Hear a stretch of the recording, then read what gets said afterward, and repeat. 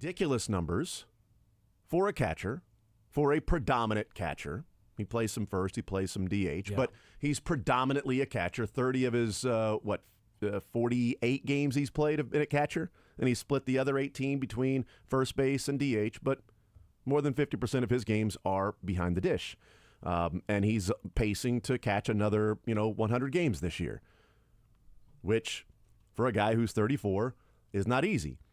But people have been talking about much more realistically about the Hall of Fame case for Salvador Perez because of what he's doing this year. I mean, he's going to end this year with over 900 RBIs for his career. Not in one season. That would be a record. But he's going to end this year with over 900 RBIs in his career. He's going to end this year with sitting almost 300 home runs in his career. He's got 255 right now. And he's got a number of years left. I don't even say 300 this year. Getting close to that. He ain't hitting 45 more. No, that's why I said he's getting close to it. That's why I said getting close to. If he adds 10 more, you're only 35 away from hitting. Okay. And he's got a couple more years left. Sure. Yeah. He's going to get to 900. He's going to get 49 more RBIs this year if he stays healthy. Agreed. So he'll be over 900 RBIs at the end of this season. 100 away, roughly, whatever he's at, from getting to 1,000. That 300 home run, that 1,000 RBI mark, which has been done by 6 catchers in the Hall of Fame right now. Only 6 catchers in the Hall of Fame have 300 home runs and 1,000 RBIs in their career. Now, some of them have way more than that. Sure. Yeah. Piazza has way more than that. Pudge has way more than that, right? I mean, you got Johnny Bench and Gary Carter. Like, you're seeing guys with more than that, but those are the only 6. It's Johnny Bench, Yogi Berra, Gary Carter, Carlton Fisk, Mike Piazza, Pudge Rodriguez that have 300 home runs and 1,000 RBIs as full-time catchers. And that's what Salvia's been, because there is a vast difference between what Salvia is doing behind the plate as a catcher and a man who's going into the Hall of Fame this year as a air quotes catcher, Joe Mauer. Joe Mauer will go into the Hall of Fame as a catcher. But Joe Mauer's entire career, he caught 855 games. Yeah. Salvi's already over 1,200 games. And Mauer played 3 more years than Salvia's played, including Salvi missing an entire season, right? So Mauer was 36 when he stopped playing because he was able to extend his career. But after age 27, Mauer only caught 192 games. After age 27. That's crazy. You're talking about a guy 28, 29, 30, 31, 32, 33, caught a total of 192 games. Salvi, after age 27, has caught 443. So Mauer's going into the Hall of Fame, but I think his numbers for a, quote, catcher were inflated a little bit in the fact that he wasn't as worn down at the end of the season. He wasn't catching as many games. He was playing first base and DH predominantly in his career. I mean, think about this. He played 855 games at catcher, did Joe Mauer. And he played 888 games as first base and DH. He played more games in his career at first base and DH than he did as a catcher, Joe Mauer. But he's going into the Hall of Fame as a catcher, right? Because the numbers there, if you're looking at Salvi and Joe Mauer, it's like, all right, he's got like 20 more points of WAR than Salvi does. I mean, he batted 300 in his career. He won the batting title 3 times. Joe Mauer did in his career. Salvi has more power. Salvi already has 100 more home runs than Mauer did. Salvi's 70 RBIs away from Joe Mauer, right? I mean, but Joe Mauer did it for longer, and he had way more hits. He's going to end up with way more hits than Salvi will, because Salvi's only sitting at 1,400 hits right now, 1,400 and something hits. Which is an interesting conversation, because I was wondering if he was going to have to get to, because Joe Mauer ended up with 2,100. 2,100. I think Salvi can get to 2,000. Man, I think it's going to be difficult, because if he stays on this pace, he'll be about 1,550 for his career. So he'd need 450 more hits in his career, and he's averaging about 120 the last few years. So you're looking at about 4 more years. But if you're looking at catcher predominantly, Joe Mauer no longer is catcher predominantly. No. He's first base DH. First base DH, so and also caught. He also does not figure into this comparison here.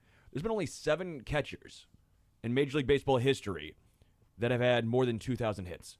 So my initial qualm was, if he doesn't get 2K, I don't know if he's going to be a legit consideration.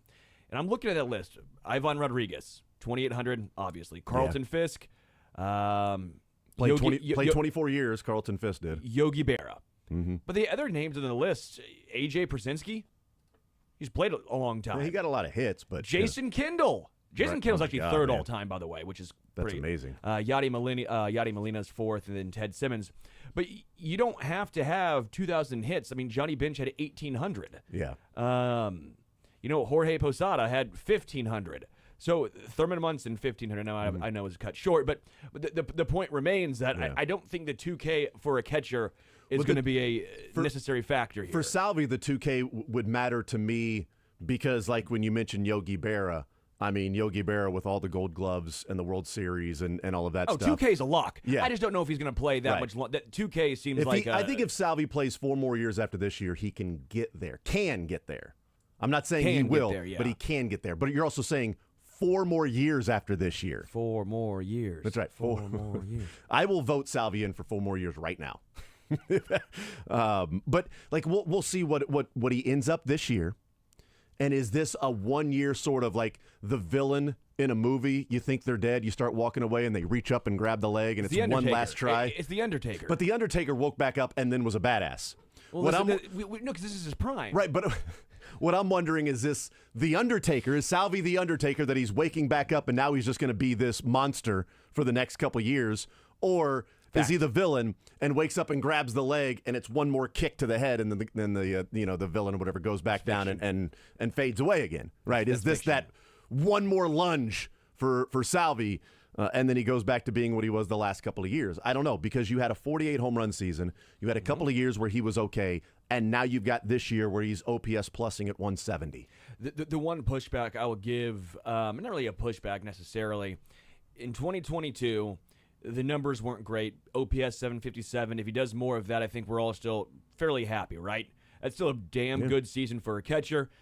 And a lot of the underlying numbers were still okay. There wasn't like this steep drop-off in the underlying numbers. His barrel percentage was high. His hard hit percentage was still phenomenal. Just bad plate appearances as far as swinging too much, even more than he usually did, right? Not walking, and he was first percentile in chase. Then 2023 last year, chase percentage first in Major League Baseball. His walk rate was first percent in Major League Baseball, which is, again, not good. But again, the process was there. He was hitting the ball really hard. The expected numbers were better than the actual numbers. So you're sitting here going, okay, maybe there is some optimism for a bounce back. Then you get into this year. And this is why I almost want to give more credit to the hitting coaches and just everyone in general. Because Bobby Witt Jr. had a similar thing where the process at the plate has improved dramatically. You go back from early Bobby Witt Jr. Again, he was young. So I get that. That's also part of the equation here. But look at the process. Look at the walk percentage, right? Salvador Perez now, his walk percentage is 34th percentile.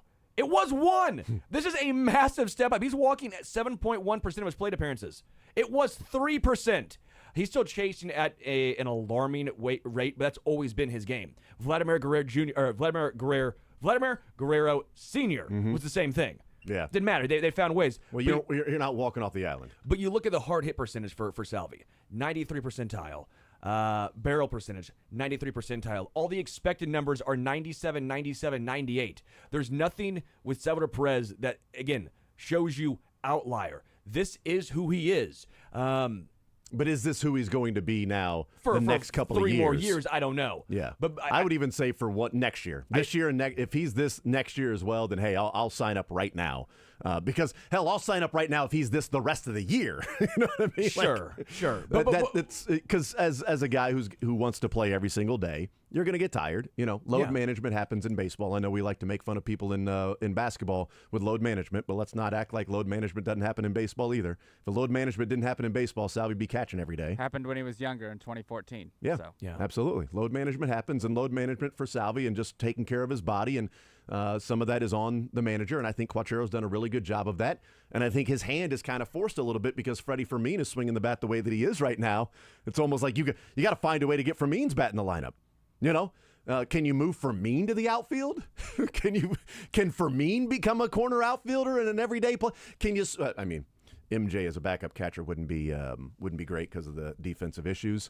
But can you find a backup catcher and Fermin goes to a corner outfield spot, and I'm joking because you need the backup out. You need the backup catcher with Salvi here. So, but getting Fermin's bat in the lineup on an everyday basis, like Quattro's hand is a little forced here with getting Salvi some time at first base and DH.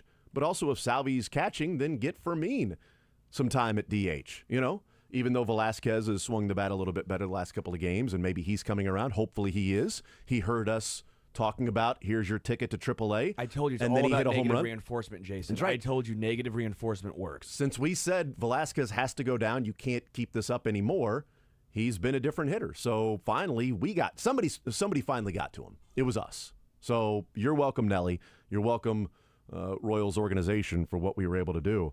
But I will say this is, last sort of point on this, and I think this will be a continual conversation of Salvi if he continues this level of play, that next year after that, whatever, we'll have more conversations and there will be more people looking at it and saying, Hall of Fame or not. I think it'll be more and more on the Hall of Fame side. The Royals hopefully will make the playoffs this year. They certainly are barreling towards that. 5.5 games up on the last wild card spot. So 5.5 games up in the playoffs because they're 5 games up on the Rays, who have the third wild card spot. The Rays are a half game up on whoever, I don't even know who it is, for the first team not in. So they're 5.5 games removed or up in the playoffs. So Salvi should get some more time in the postseason. What I think will be a mitigating factor, if you look at sort of raw data, raw numbers, and then, okay, so what's outside of that? All right, so he's got 3 more Gold Gloves than Joe Mauer did. He's got 2 more All-Stars already. He's going to have 3 after this year because he'll have 9. Mauer had 6.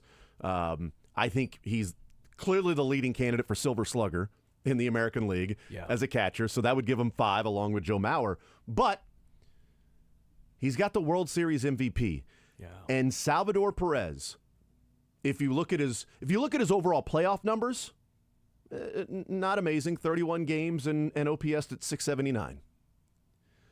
But the 12 games in the World Series, 12 games in the World Series, Salvi OPS at 850. That's why he was a World Series MVP. I mean, against the Giants, he OPS'd at 860 in those 7 games. Against the Mets in the 5 games, OPS'd at 846. He was World Series MVP for a reason. And his 12 games in the World Series, Salvi's batting .350.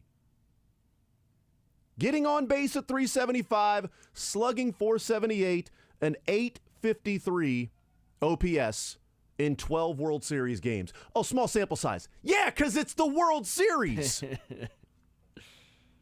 That's okay, well, here's what he's done in his career. But when the lights were the brightest, and the walk-off hit in the wild card. But when the lights were the brightest, this guy was the best player on the field, playing a premier position and catching every game. Catching every game and OPSing at 853 in 12 World Series games. I mean, that's a huge piece that goes into it. Because if we're talking about, like Chris Jones, Hall of Famer, well, his case is certainly helped by the fact that he's got 3 rings. Yeah. And he's doing it when the lights are brightest and people are talking about how dominant. Chris Jones' play on an incomplete pass, the Bills' final play in regulation before the missed field goal, was highlighted all week long because the Chiefs in the postseason getting ready for the AFC Championship game, Chris Jones walked Deion Dawkins back into Josh Allen, creating the incomplete pass. Chris Jones got a pressure. That was it. Did he get a sack? No. Did he get a tackle for loss? No. Did he get a pass defense? No. Did he get it? No. Tackle? Assisted tackle? No. He got a pressure. Well, I mean, pressures aren't sacks. How about get some sacks in the postseason, Chris? Get some postseason sacks. Right, but doing that in the postseason, you see how dominant he is. You have more people talking about him. It's a better way, an easier way, more likely way to a gold jacket doing that. Seymour. Exactly. Richard Seymour, dominant in the postseason. Yep. Joe Mauer has 0 World Series games. And Salvi's played in 12 of them and OPS'd at 850 and has a World Series MVP. Mauer has a league MVP. Yeah. Salvi does not. And I'm not saying Salvi is better than Mauer or anything. I'm just saying this is the most recent catcher to go into the Hall of Fame. He's going in this year. And quite frankly, Mauer's great for Salvi because I don't think Mauer, in my opinion, is deserving of the Hall of Fame. He's the deserving of Hall of Very Good. I love Joe Mauer, one of my favorite players to watch growing up. If he stayed at catcher the whole time, easy Hall of Famer. Well, if he did what he did while staying at catcher the whole time. Yeah, he did. But all the concussions forced him to first base and DH. And I feel bad, but yeah, right. Baseball is the hardest Hall of Fame to get into. It is. You're not a catcher. If you're calling him a first baseman for over half of his career, is that first base? First base DH. Sorry, OPSing 126 or OPS plus 126 is not good enough. It's not good enough. Joe Mauer, if they're going to allow that, then if Salvador Perez can eventually transition even more to DH and first base, I do not want to hear that as a knock. I do not. Oh, no, and again, not. I get Joe Mauer and the MVP, but Joe Mauer really had a 5-year stretch of dominance. 5 years. Because I think in those 5 years might have been all 3 of his batting titles. And so I'm just sitting here going, I love Joe Mauer, but the consistent longevity of excellence, in my opinion, as a catcher wasn't there. You're talking about him at first base, OPSing at 732, 718, 752, 729, another 729. I'm saying, how does that scream Hall of Fame? Yeah, he OPSed 827 for his career, which is an awesome number for a catcher. Really damn good. For a catcher. But after age 27, he wasn't a catcher anymore. So I'm sitting here going, if Mauer's in, that really helps Salvi's case. The WAR needs to be better for Salvi. He's I think he's 19 or 20 points short of Mauer in career WAR. Yeah, 21. 21. So it's 55 to 34, then something like that. I couldn't remember if it was 54 to 35 or whatever. So he's got a little bit of ways to go to get there. And I think the median WAR at age for Hall of Fame catchers at age 34 is like 41 or 42. So Salvi's off the pace a little bit from that standpoint. But again, World Series, MVP, and what he did in those 12 games, that's Hall of Fame worthy. Full-time catcher, caught 12 games, played 12 games, OPS 850, and was a World Series MVP. The boys are playing some ball. And they're playing some ball this year, too. We'll take a timeout. We'll come back. I want to look at the boys playing that ball. What their record is, they have 111 games left, which means that they cannot go 500 the rest of the way. Quite literally, they cannot play 500 the rest of the way because there's 111 games. So let's look at if they were to fall back to earth a little bit, regress to below the mean, right? Real bad regression. And they played under 500 ball the rest of the way. What does that look like for historical wild card teams? We'll do that next.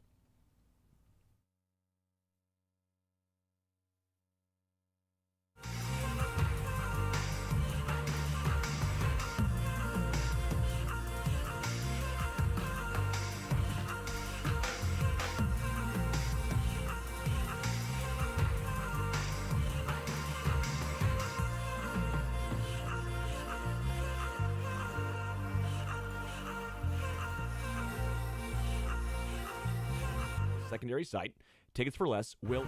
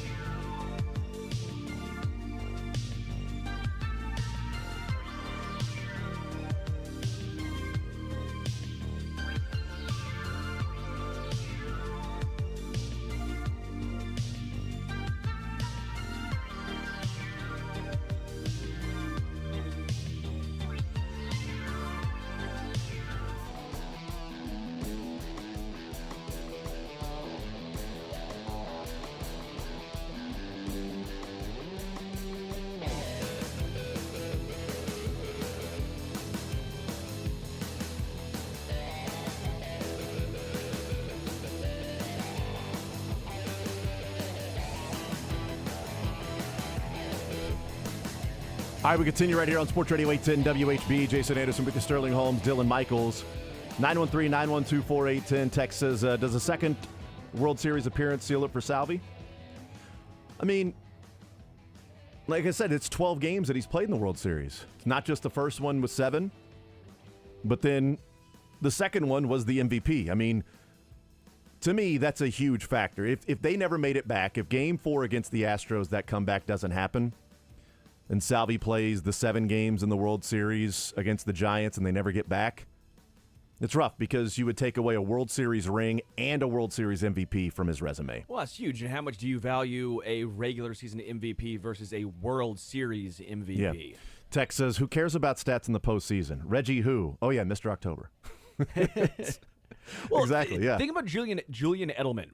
That guy has zero chance normally for the Hall of Fame. There's legit talk about him because of his postseason stats. The text, by the way, it was meaning another one, so not a second, but it'd be a third. But so it says 10 years apart. Yeah, if they go to the World Series again and Salvi's a starting catcher for another World Series team, if they make a run this year or next year, I mean, depending on what he does in that, yeah. Because here's the thing. In 14 and 15, people weren't wondering if Salvador Perez was going to be a Hall of Fame catcher. He was just a really good player on a team that was going to and then won a World Series.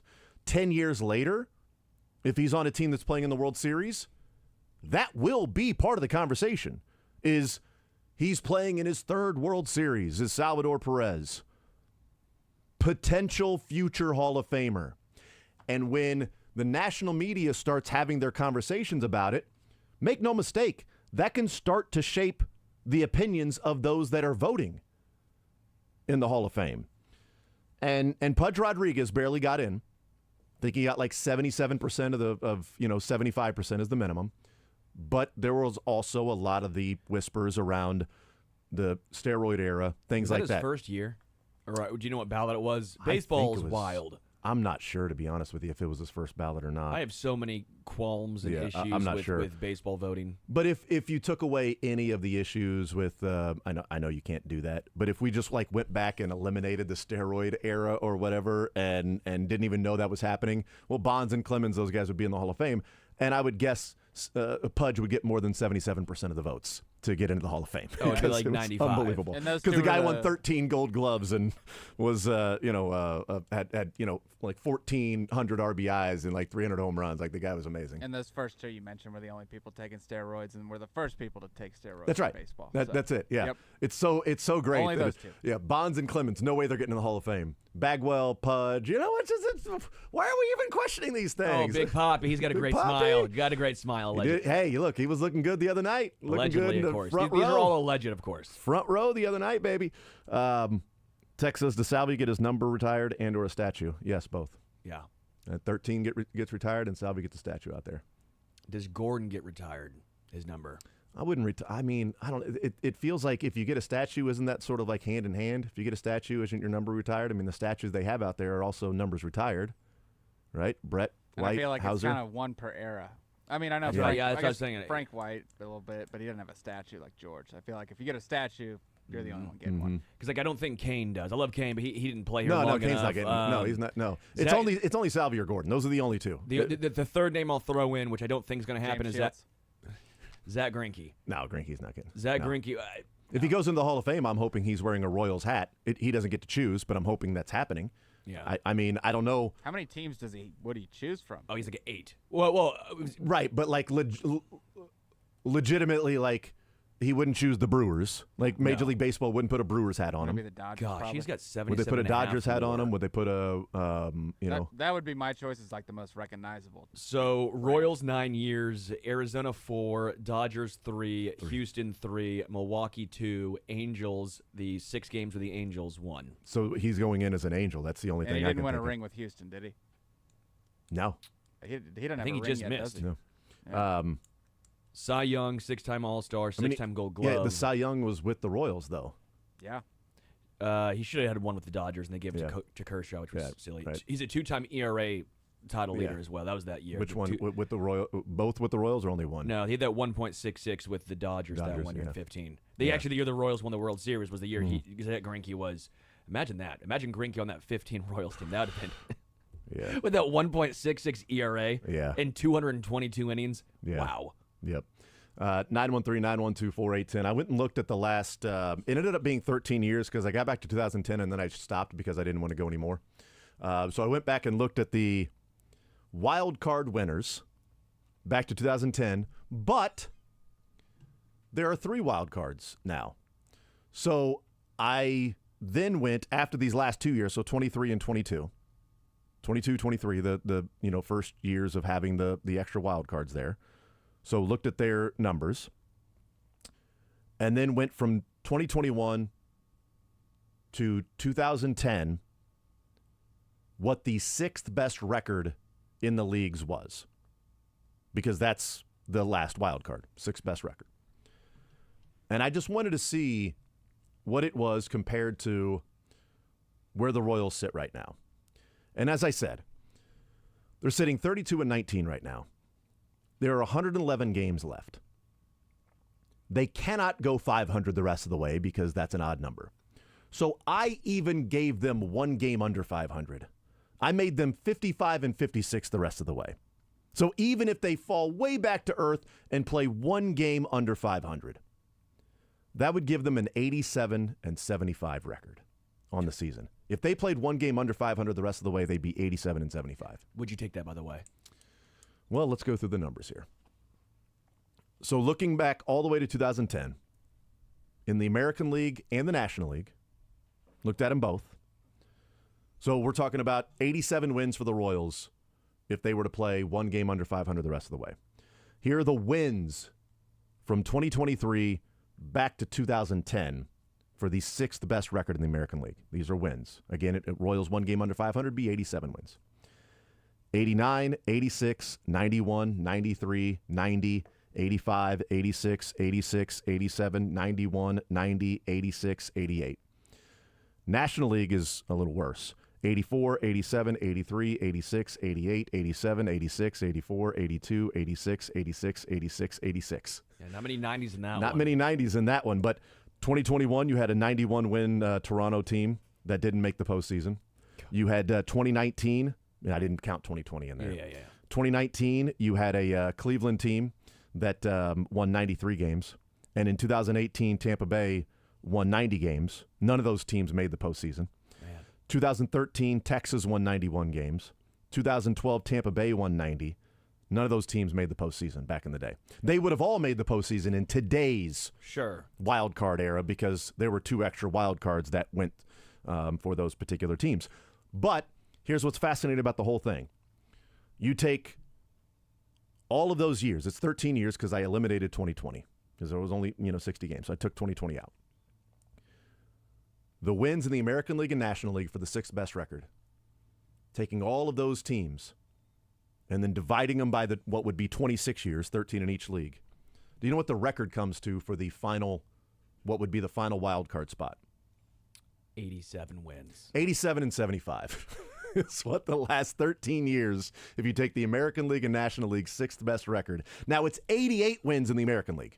Yeah. 86 in the National League, which is amazing because right in the middle is 87. And that's with the Royals playing under 500 the rest of the way. And that's where the more buy-in and confidence comes from, because what tells you right now the rest of the way when they've played 13 games over 500 against the opponents they've gone against, that all of a sudden, unless there's injuries, which you can never predict, but all of a sudden they're going to play 1 game under 500 the rest of the way. That's where my full sort of buy-in comes in. That it's, head first into the water, not dipping a toe in the water. There is a good portion of skepticism from Royals fans, as there should be. I believe that is being chiseled and chipped away every single game by Royals fans that are watching and going to the games, etc. That you're seeing these things happen. You're seeing a sweep of the Detroit Tigers. You're seeing just the second time in Royals baseball history that they have 2 different undefeated homestands of at least 6 games. They've done it 1 year ever before. That was in 1986. They've already done it. It's May 23rd. They've done it twice. It's May 23rd. What's crazy is they have the 4th best run differential in baseball, behind the Yankees, the Phillies, the Dodgers, They all have similar payrolls, right? Yeah. The Royals and those 3 teams. Yes, Really that's, close, right? that's right. Yeah. Well, They- they're paying Seth Lugo $50 million a year, They have as many and he's earning it. runs scored as the Yankees, who play in a sandbox. They play in a little league park. They have fewer runs given up than what is known as one of the better pitching staffs in baseball in the Cleveland Guardians. Where is the outlier? Where is the, they're going to come down to earth? Yeah. There is nothing. This is what makes me so enthused that even if they go 500, which that would be a fall from grace. Absolutely. And that's 55-50. That's one game under 500 the rest of the way. They still get to 87 wins. I'm looking at every single metric right now, and this is who the Royals are. They are a damn good team, and this is fun to watch. If they go 58-53, they're a 90-win team. 58-53 the rest of the way, they're a 90-win team. We'll take a timeout, come back. More Zone next.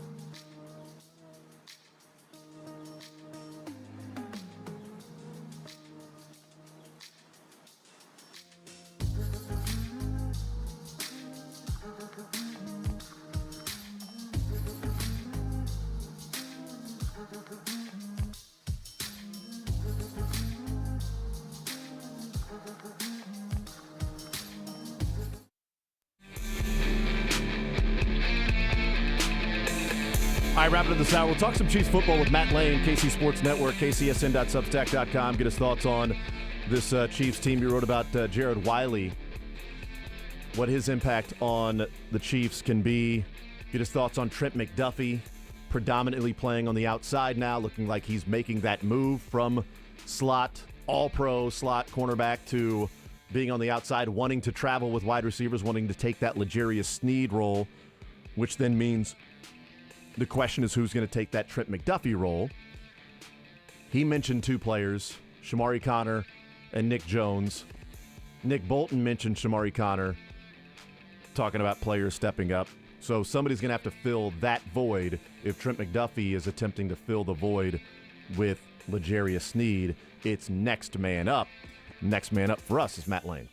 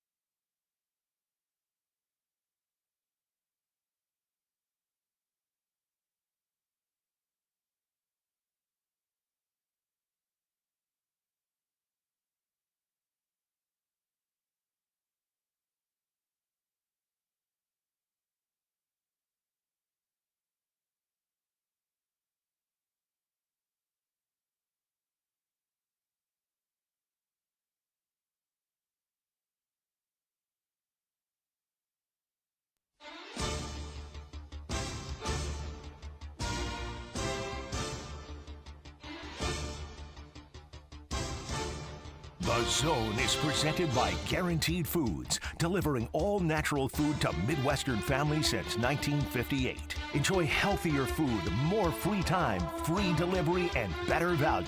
Go to GuaranteedFoods.com.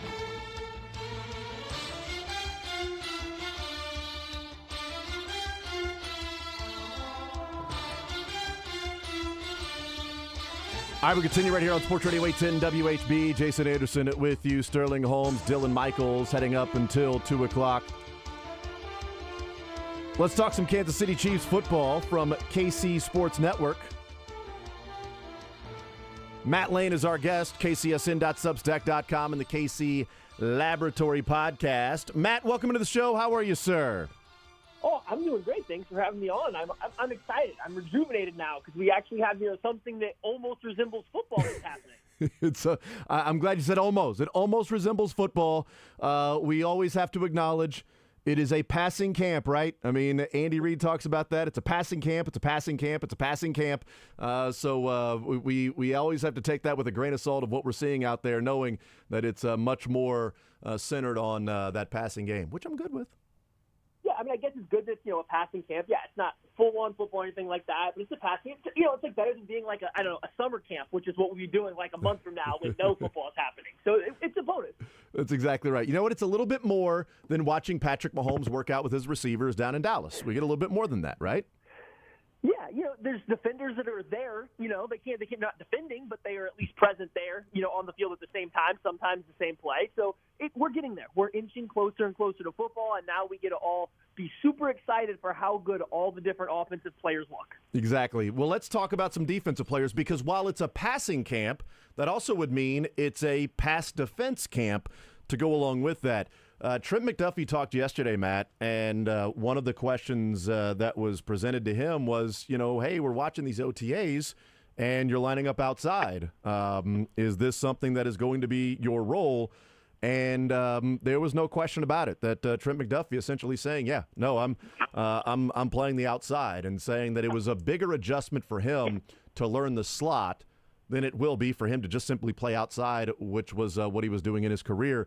Any surprise at all that it looks like the plan for the Chiefs is to figure out slot and Trent McDuffie slide into what L'Jarius Sneed's role was? So, kind of. I know it's a two-part, I guess, answer to that because, yeah, I think it's a little surprising that they are going to take Trent McDuffie out of the slot given the importance of that position that we saw with him in it last year or L'Jarius Sneed in it, in the past when he was first starting before the Chiefs had got McDuffie. That slot corner position has been a pivotal part. You can even go back to Tyrann Mathieu. It's been a pivotal part of Steve Spagnuolo's defense. You can even track this back to his time with the Giants in the second stint with Dominique Rodgers-Cromartie. Like, that's a big part of what his defense is.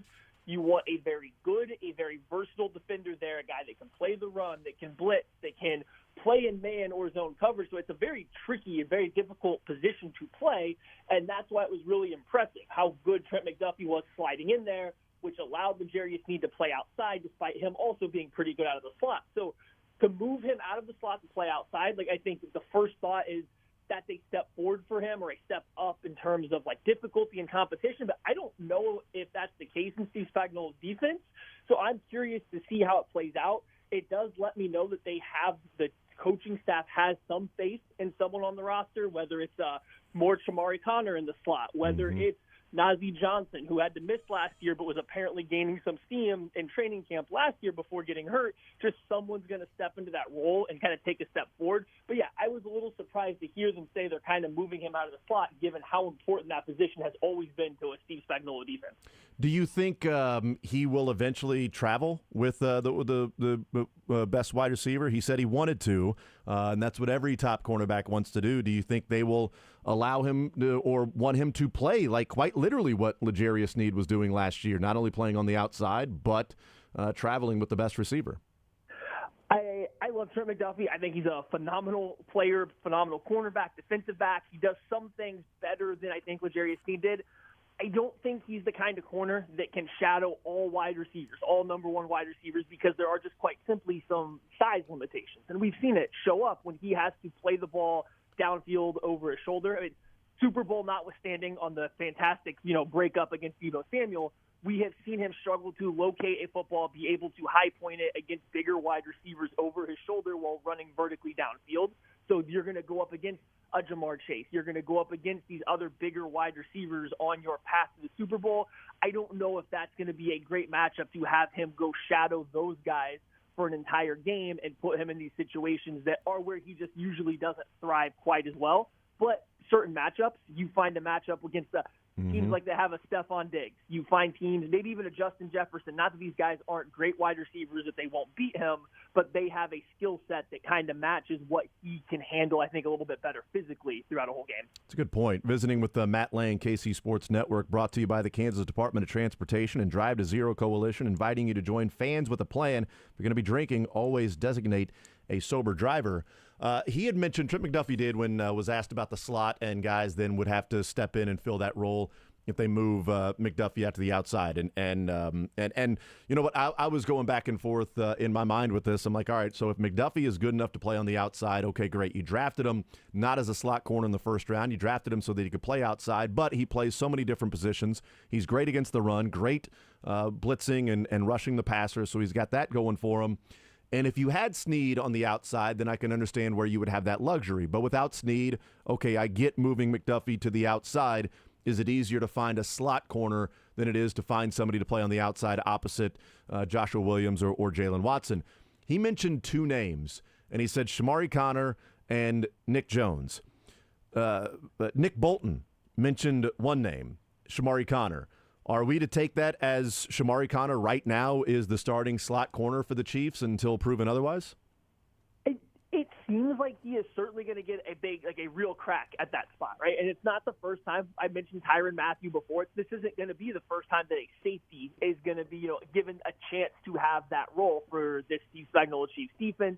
They have done it before. I think even down the stretch last year, a lot of times when the Chiefs wanted to go into their bigger nickel look, which they did quite a bit in the playoffs, Connor was that slot defender. So I do think that there is at very least going to continue to be that package, that I think they call it the Buffalo defensive personnel, is what Steve Spagnuolo calls it, but it's just their three safety nickel. So Trent McDuffie last year stayed on the outside. They brought Connor in to play in the slot. Maybe they use that more frequently. Maybe that becomes what their predominant nickel personnel ends up being. It's not three corners, it's three safeties. So that seems like it's certainly on the table. I think the Nick Jones one's also an interesting nod because, yeah, he did take some slot reps last year, and so had Najee Johnson the year before. It's like I don't know which route they're going to go. They have a couple different guys that they might cycle in there. But I do feel like Connor is at least going to get the first crack, and he might be the guy that gets the majority of those snaps as the year goes on, and they want to kind of stay a little bit more versatile with their personnel.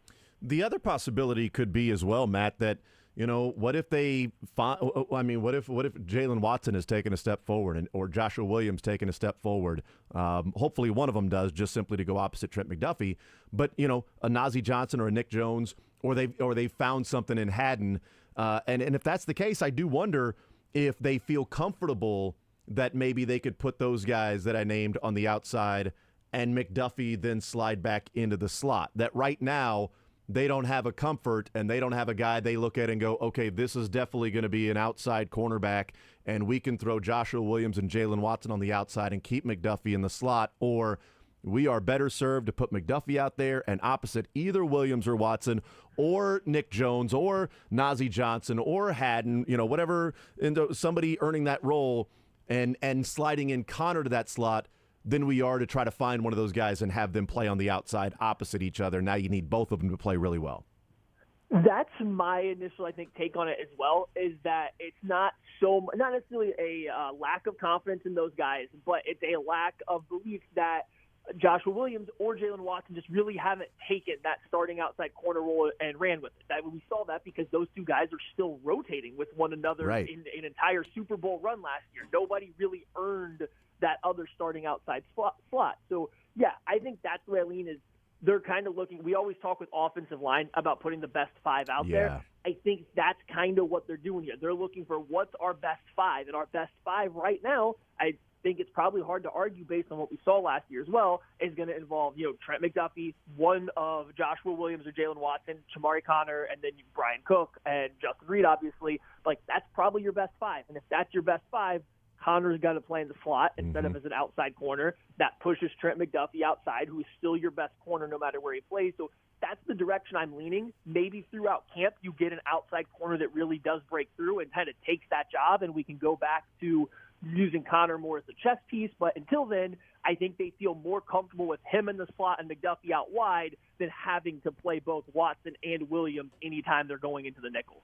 Matt Lane is our guest, KC Sports Network, KC Laboratory Podcast, brought to you by Kansas Department of Transportation. Sports Radio 810, proud to partner with the Kansas Drive to Zero Coalition and encourage you to join Kansas fans with a plan.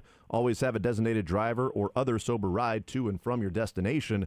I want to talk about the offense and we mentioned the passing camp that's going on. Patrick Mahomes brought up something yesterday, and he was talking about what they're doing in camp and how they're going about the offense. And he said, we've thrown more deep passes, getting back to that part of the game. Coaches are encouraging it, push the ball down the field. Mentioned Hollywood Brown making plays, and apparently a one-handed catch in the end zone yesterday at OTAs. How much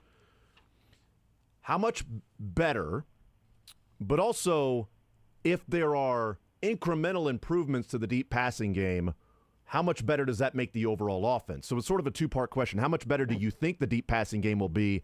And if that is improved, how much better the overall offense in that feeling of sometimes playing in the mud or stagnant or sort of like pulling teeth or methodical, matriculating the ball down the field? How much does that change if they are encouraging that they're getting more of those deep shots that they are connecting on? Yeah, so it's a tricky question because I think if you look at this Chiefs offense, and we can take this all the way back to 2019, 2018, when we're still just getting this version of this offense kind of going on.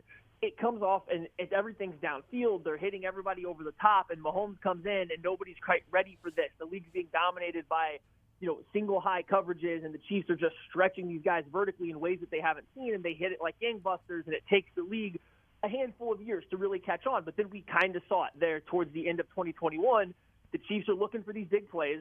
They're not getting them. They're not doing a great job of taking what's there. And so that leads to the change in this Chiefs offense to where, okay, Tyreek Hill's gone for various, reasons in terms of money and how the offense runs, but they bring in parts, just wide receivers to make up for that. But all of a sudden, they're no longer a deep passing team. Now they say, okay, we're going to become one of the best short to intermediate passing attacks of all time in the NFL. And that worked, and it takes them to the Super Bowl. And I think they came into last year with the same thought process, but NFL teams are paying a lot of attention to what the Chiefs are doing. Teams are no longer just sitting there in this deep coverage shell trying to take away the deep ball versus the Chiefs.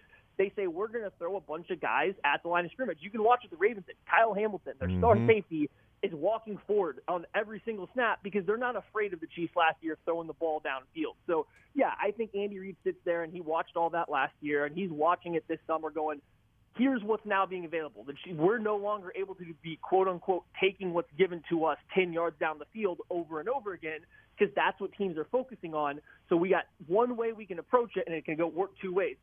Add a bunch of speed, and either teams are going to respect that speed, start playing these coverage shells over the top again, which allows Kelsey, which allows Rashee Rice to really get going shallow and over the middle of the field, or they're going to keep doing what they're doing, playing single high, but now instead of MVS, who had his struggles last year, instead of McCole Hardman, who had his struggles last year, we're going to add Xavier Worthy, we're going to add Hollywood Brown, and we're going to dare your defenders to run one-on-one with them downfield.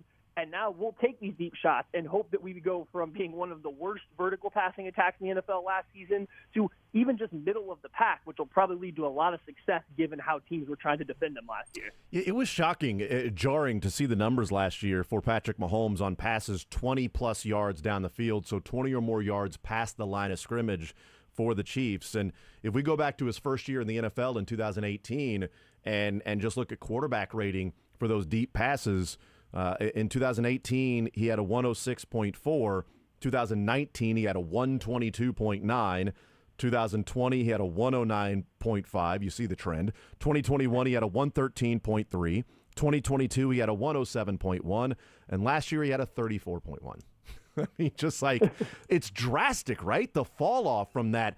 And part of that, Matt, is understandable with the fact that they had a 22% drop rate, where those other years were around 6%. I mean, at 22, so 22% of all the passes Patrick Mahomes threw 20 yards down the field or more were dropped.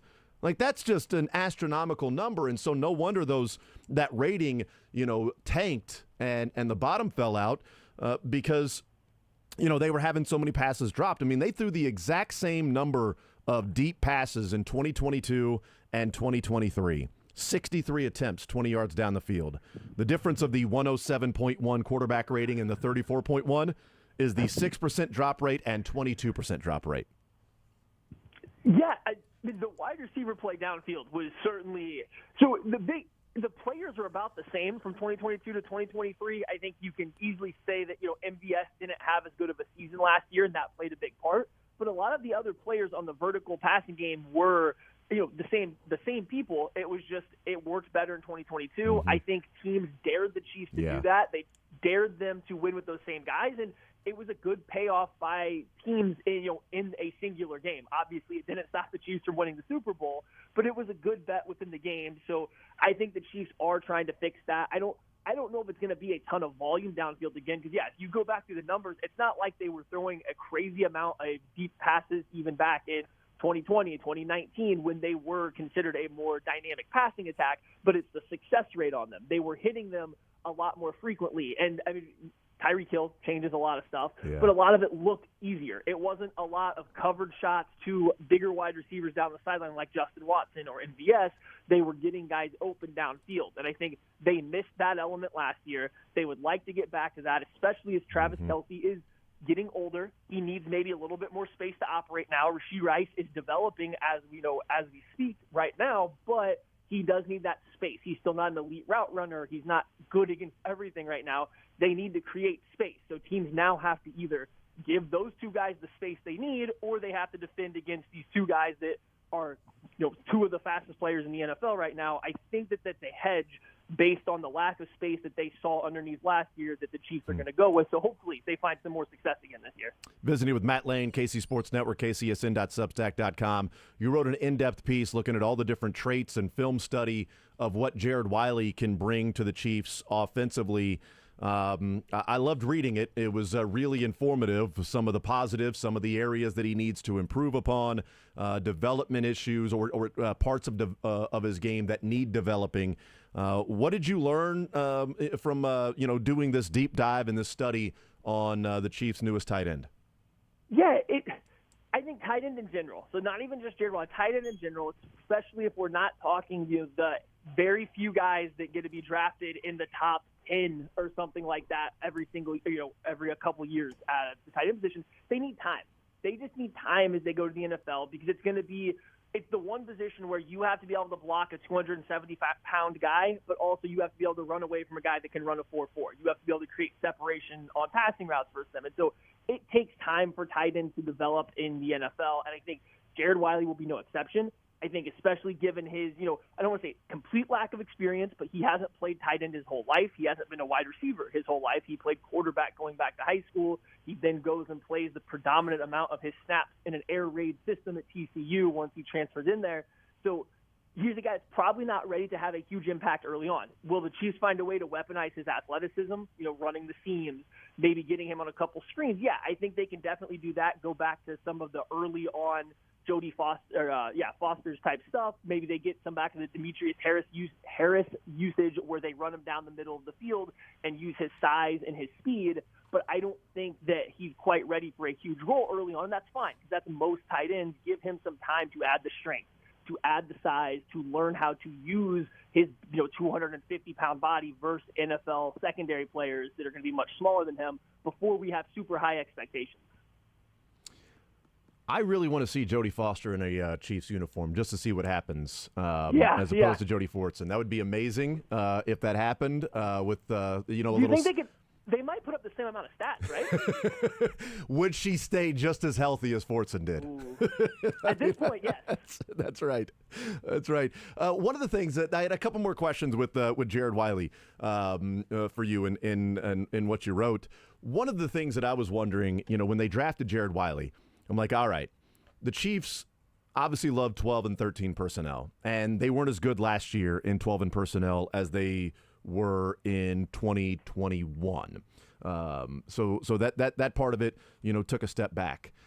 Is Jared Wiley a good enough blocker that in 12 personnel you can make the defense at least believe you're going to be running the football because you don't just have two receivers out there, and Kelsey is a much better blocker, but you don't just have – it's not Kelsey and Blake Bell. All right, well, they're going to be running the ball. And if they don't, there's one tight end we have to worry about. Is Jared Wiley good enough that the Chiefs can run the ball in 12 personnel and not feel like they have a guy who's going to get beat by an end or a linebacker or a safety or something like that, but they can also play off of that and use his ability as a receiving tight end when they go 12 personnel?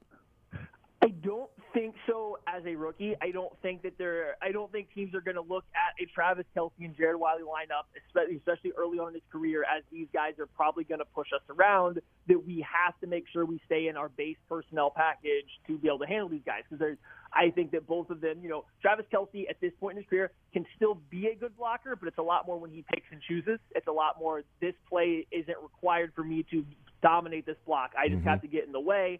That's fine at his age, and I don't know if Wiley is the kind of guy that's going to come in as a rookie and just provide that level of blocking. So I think 12 personnel, they're probably still best with a Noah Gray out there right now. He's probably a better blocker still at this point.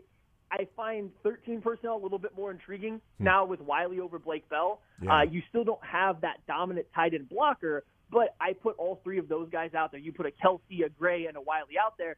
One of them is if you're not playing base personnel, or even if you're still going to play kind of a lighter base personnel, one of those guys is going to be blocking a defensive back, or maybe two of them. And I feel completely fine with that. And then adding Wiley's athleticism over Blake Bell's, now all of a sudden there's going to be a mismatch. Like somewhere there is going to be a mismatch of as a blocker or a receiver out of 13 personnel. So you won't dominate as a blocker, but I do think the 13 personnel might see an uptick in efficiency that I know had dipped a little bit last year. Oh, and I get pumped about, like 13 personnel last year. So you've got Blake Bell on the field, but then you have, an MVS, a Justin Watson, or Rashee Rice, one of those guys out there playing wide receiver with Pacheco in the backfield. So let's just go, even if the best out of those three, Rashee Rice as the wide receiver and Blake Bell as your tight end. You now have an opportunity to replace those with, instead of Blake Bell, you put Jared Wiley. And even if you want to replace Rashee Rice, you throw Hollywood or Xavier out there, and you get a bigger defense, and you put ridiculous speed, as opposed to a bigger defense, and you put a guy who can work the interior, the middle of the field, and Rashee Rice, and a deep threat with MVS or Justin Watson that people aren't really respecting. You make the defense that much bigger. You throw a better receiving tight end out there than Blake Bell, and you throw a lightning fast guy in Hollywood or Xavier Worthy out there, and I get a little excited about what that can mean for defenses being put in sort of a pretzel. Yeah, the speed that they added to the wide receiver spot paired with that, definitely gives you a much easier avenue to create space. Chiefs are going 13 personnel. A lot of times when they throw out of it, it's going to be off play action, and teams were not afraid of MVS just outrunning them downfield. He's fast, but it takes him a while to get there. He's got to build up the speed, and even then, at this point, I feel like he's maybe lost half a step, but he's not pulling away from guys. Well, now all of a sudden, you put Worthy or you put Brown out there, you have someone that can just flat out outrun by you, so that safety that's back on the back end, he's going to have to respect the deep speed so his corner doesn't get dusted, and now that's one less player to come down in the run fit. That's one more, potential advantageous block for a Wiley or a Gray or a Kelsey who, again, not dominating at the point of attack, but they're great versus a secondary player out in space. They all block well out in space. So that's a bonus. Or we just created a bunch of space because of that speed, and now we have three athletes at the tight end position that can get open versus two, and then Blake Bell kind of spotting up in the flat or right at the sticks, and no one's really worried about him unless they broken play kind of later in the down. Yeah, and in the postseason, the 13 personnel, Isaiah Pacheco was phenomenal in that. I think he averaged 8 yards per carry in 13 personnel in the postseason. Now, they used it more because, it was 0 degrees. The warmest game was 0 degrees, so they did use 13 personnel a little bit more because, but even in that, they were, Isaiah Pacheco was really effective. So you throw that out there with his effectiveness in 13 personnel. And Dolphins didn't. Yeah, exactly. Right. I mean, you're right. They decided just to go their route. And Bills, with defensive lines or front sevens were beat up too. Exactly. All of a sudden, it's like, okay, we have a weak defensive front. Let's go 13 personnel and just make you stop us, which, again, still good. Like, I don't think what you lose as a blocker going from Bell to Wiley, it's definitely, I think, would be noticeable in these situations in terms of at the point of attack, but the mismatch that you can create when you do throw out of it, I think far outweighs what you're going to lose as a blocker. It's not like they were always blocking great out of 13 personnel. I know the playoff was a good stretch, but you look throughout the season long, they weren't that efficient running that personnel grouping. No, and I also threw the context in there like you did of looking at the postseason and go, okay, so what happened? Why'd they improve so much there in the postseason, and why they do it so much more often? Well, the weather, and they went up against banged up defenses, and so it's smart. I mean, they were more effective because the defenses had some backups out there, and they took advantage of that instead of just going, well, no, this is what we do. No, this is what we're going to do to win this game. And shocker, they won both of them. Last one for you with Jared Wiley. Oftentimes we see the Chiefs draft 1 year ahead of what could be a replacement. They did that with Brian Cook for Juan Thornhill, not paying Juan Thornhill and sliding Brian Cook into that spot. He played his rookie year with Thornhill and with Reed. And then now he's the starting safety. Last year he looked good, in some of the video there of him coming back from that injury. Is that what they did with Wiley, that this is the last year of Noah Gray? He'll walk, get a contract somewhere else, and Wiley will slide into that Noah Gray role, just drafting 1 year ahead of a need? I don't know. I think that's an easy jump to make just looking at the timeline of everything. But Noah Gray, I like him as a player, but he hasn't really developed much from year 2 to year 3. He didn't show anything in year 3 that he didn't already show in year 2. So is the NFL looking at him? Is any team out there as of right now looking at him as like, oh, that's a guy that we are going to want to pay low end, but like starter-ish tight end money or not? Because if he's just going to go out there and be passed around from a team for a middle-of-the-line backup tight end contract, I feel like the Chiefs would love to have him back. Yeah, he can do all of the same gadgety stuff. He can do all of the same stuff on the move and the versatile stuff that we've seen Travis Kelce do, and he'll have 4 years in this system. So I think they would like to have him back if that's the price.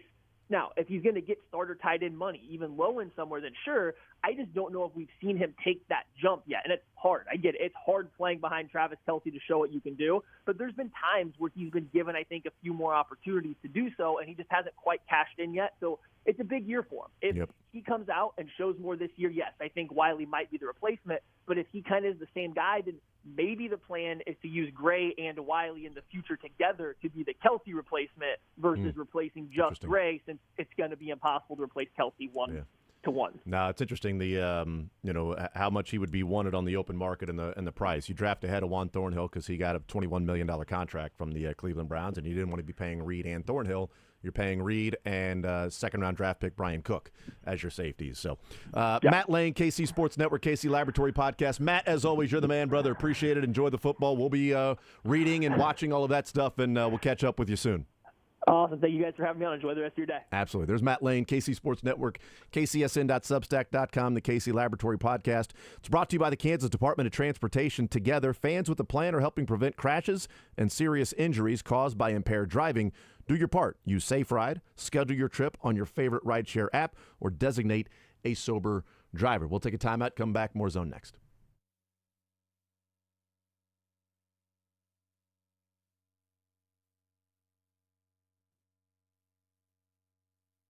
All right, so as I was just saying, look, in Kansas, more than 1 in 5 crashes involve alcohol. An alcohol-related crash happens every 4 hours in Kansas. Over the past 5 years, over 100 people die in alcohol-impaired driving crashes every year. And over the past 4 years, 139 crashes just over 4th of July holiday were alcohol-related. We got Memorial Day holiday coming up this weekend. We got July 4th coming up a month from now. Look, you want to plan ahead. You probably know beforehand if you'll be drinking at a game, a concert, a tailgate, a pre-party, going to the lake or whatever it might be. You want to, make the responsible choice by not drinking and driving, designating a sober driver, using public transportation or rideshare. Okay, you can set the example and give others, to be responsible. That sort of idea as well, and sort of that. The peer pressure that goes along with that, right.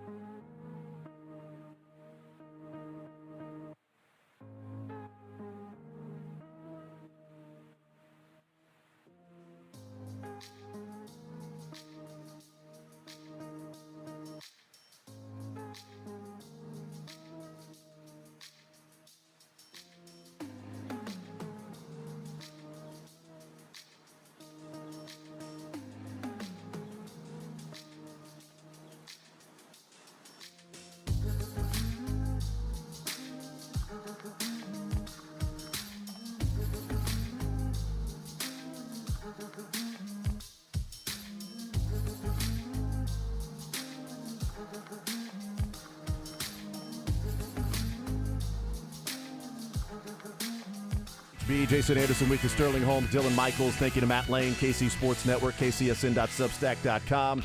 Talked a lot of Royals baseball in the first hour. Obviously talking a lot with Matt Lane, Chiefs football there. What is the expected level of improvement for the deep passing game? Like, is there there has to be an expected level of improvement, but that expected level of improvement can obviously then help out with other avenues of the Chiefs offense and making them just simply better as an overall offense, opening up space in the middle, opening up the run game.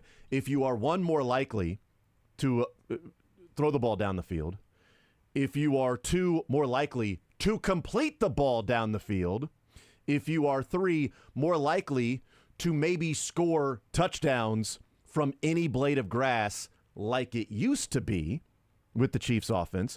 At any time, you better not miss this play because it might be a touchdown. There was that feeling that any big play, you could have a 40-yard pass play. Last year, it just felt like those were so few and far between. It was like Hunter Renfrow hitting a home run. Oh, he did it. He ran. Sorry, there was no reason for him to catch a stray, but that's fine. Man. No reason. He's hit one. And just as, like, hey, the Royals or the Chiefs hit a deep pass. That's awesome. It rarely happens, but they did it. That's exactly right. Everybody get your little celebratory sounds out, you know. Everybody give them a standing ovation and get your party hats out there, you know. There you go. See, Sterling's giving him a hand. Sarcasm. That's right. I wish people in the stands would have given Kadarius Toney and MVS some hands. That would have been great. Ha. Give him a hand. No, literally, give him a hand. He needs help in catching the football. That's like a really bad comedian joke right there. Thank you for that, Dylan. That's such a just like a dad joke. Oh, he actually needs a hand. Thank you, Kawhi. See, Kawhi actually thought that was funny. That was Kawhi's real laugh. Okay. Thank you, Kawhi. If you want my actual answer of how much better it's going to improve, yeah, because there's an unknown right now. Mahomes yesterday saying they are throwing the ball deep more often in even the OTAs, and the coaches are encouraging them push the ball down the field. Because don't you feel like there's a little bit of maybe a habit that forms over the last 2 years of it's just not there, so I'm not going to look for it? If you're Mahomes, it's just not there. So why am I going to waste time in my 5 or 7 step drop and wait for this guy to get open over there over the top? No, because if I wait and I pass up on this 7-yard hitch, hoping that MVS gets open downfield, well, now it's incomplete. I'm going to take a profit. I'm going to take the 7-yard hitch. Whereas now, maybe in OTAs and the off-season program of no, look past the 7-yard hitch, work towards Hollywood or X, and take some of those shots now, because maybe the offense overall is going to be better. Because last year, if you didn't get that profit on first down, there was an elimination to a degree of 3rd and Mahomes. Like through the first, 4 years of his career, 5 years of his career was 3rd and Mahomes. Didn't matter what 3rd down was. He'll find a way to come through. And then last year it better be 3rd and manageable. So you couldn't pass up on taking a profit on some of those passes. It was more of a take what's given to you, dink and dunk, just, be more precision and scalpel as opposed to just a hammer and throwing it deep and just knocking them over the head with a quick score. I wonder how much of sort of a habit breaking of, no, throw the ball down. Because if the coaches are encouraging it, I bet they didn't have to encourage it 3 years ago for Mahomes to have to take shots down the field, right? Well, I think it's who he is. He likes to throw the ball deep. I don't disagree. I don't think there's any. But he's also had to change, right? Hasn't he he had talked to about sort of changing, evolving a little bit, of taking what's there, continuing to take the profit? Because your deep ball guys are MVS and McCole Hardman. Exactly. Right. And so I don't think we're going to see. It's going to be a ramp up period. He forgot how to throw the deep ball. I don't think that's the case. But yes. But for me, it's look at his worst year in the NFL. Prior to last year on the deep ball, remember the passer rating was like 101. It was the worst. 107.1. 106.4. And then last year was like 33 or something like that. The first year of his career was his worst quarterback rating, throwing passes more than 20 yards down the field, of a 106.4, was the worst of his career until last year, a 34.1. Yeah, so if you want my opinion, go back to his first. That's the jumping off point. Yeah. Seriously, I'm not trying to be a smart ass or. I'm in agreement with you. I'm in agreement. I think if you've got 5 years of data where he's got a quarterback rating of at least 106.4, and has 2 of those 5 years where his quarterback rating is 113 and 122.9, yeah, as opposed to 1 year of a 34.1, I'm going to take the bounce back. Yeah. And not this is the sign of a broken deep passing game, and they just didn't figure it out. No, defenses in the NFL have changed, which I think is fair to bring into the equation here, but MVS did him no favors. McCole Hardman did him no favors. Kadarius Toney for sure did him no favors. The only real Justin Watson was fine. Rashee Rice really was the only guy that got anything deep going as the season progressed, and it took until week 12 before eventually the Chiefs were like, you know what, fine, we can finally use him running past the line of scrimmage, and his A-dot's not 1. I think you look at 106 and say that's going to be the jumping off point. That's the minimum of what Mahomes and the 20-plus yard passes should be, because he now finally has weapons, and, again, dudes who can actually catch the rock. Well, and for a perfect example of what we're talking about, wide receiver specific, as opposed to offense changing because of what defense is doing, or Mahomes becoming more conservative over the last couple of years, as opposed to being the gunslinger that just let it fly. 2019 was his best year quarterback rating of passes 20 yards down the field. That was a 122.9. 122.9. He attempted 63 of those passes. This last year, he attempted 63 of those passes. Wow. The exact number. He completed 32 in 2019, so 50.8% completion percentage of passes 20 yards down the field.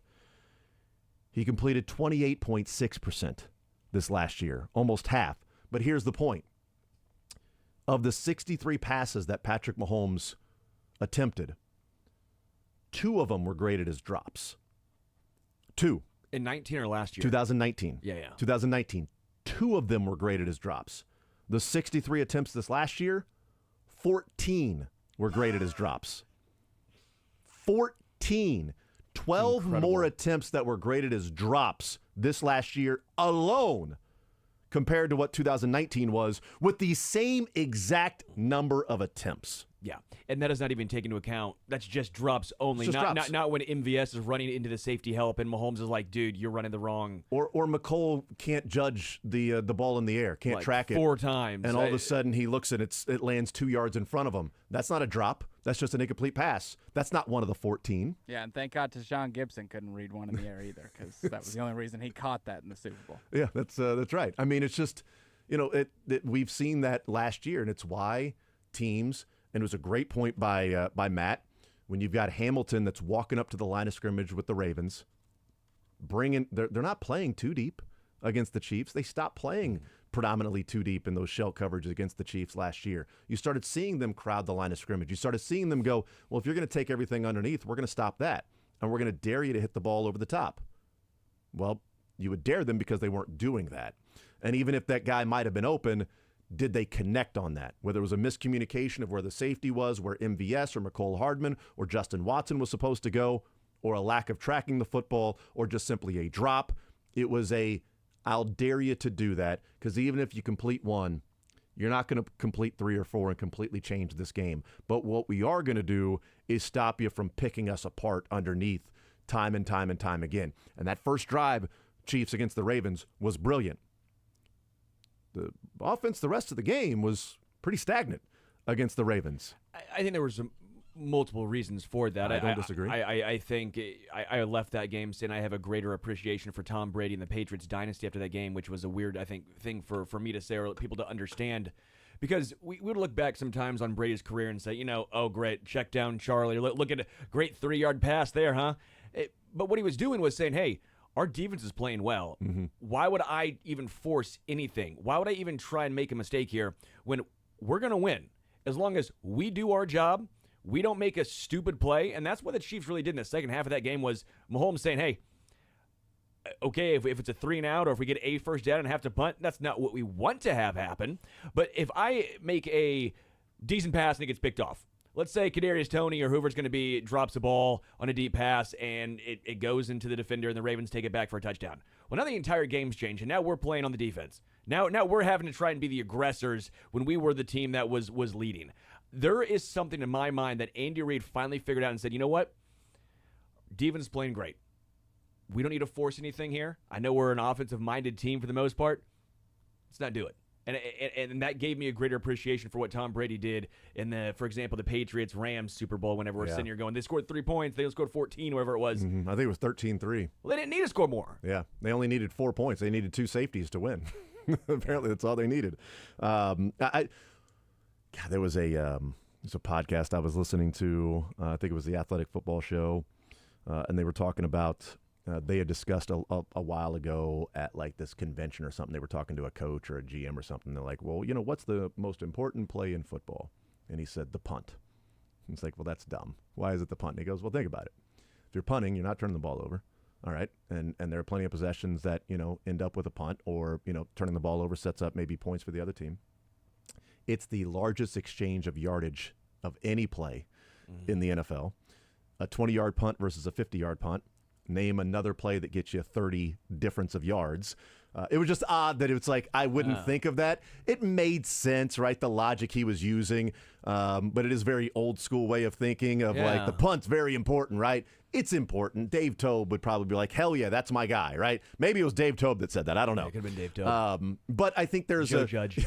there's an element of appreciating that. What you're talking about in the second half against the Ravens is that, a punt doesn't kill you here. Yeah. Turnovers will kill you in this game because the defense is limiting what the Ravens are doing. They had 1 or 2 big plays in that game that set up some scores. But other than that, the defense has been playing really, really good football.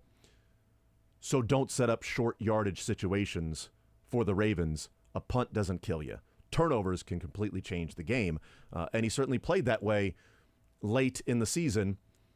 But he also had the ability to go and make plays when needed. And against San Francisco, when you couldn't punt, the last 2 drives for Patrick Mahomes last season, he entered the game trailing. You could not punt or the game was over. And he came away with a field goal and a touchdown. Yeah. And that field goal was even where there was, without the ball maybe being rolled back to him by Creed, it might have been a touchdown to end the game in regulation to Rashee Rice, who wasn't happy about that. What are you talking about? Rashee Rice was like, look how fast I got there. What do you mean? That didn't happen. No, it didn't. Rashee Rice going fast? What? No, the snap. The snap didn't happen? No. No, I'm not sure what you're talking about. Yeah, but the rolling the ball back to Patrick Mahomes, huh? He just likes Limp Bizkit a lot. Keep rolling. Well, What? listen to that a little less, okay? Is there a song, a line Break drive? stuff. There's break stuff. Okay. You can try and break. Break some stuff tonight. Yeah. Hey, you know some Limp Bizkit. You wouldn't know Limp Bizkit. That's like your prime back in college, I right? don't know. Corn, Limp Bizkit.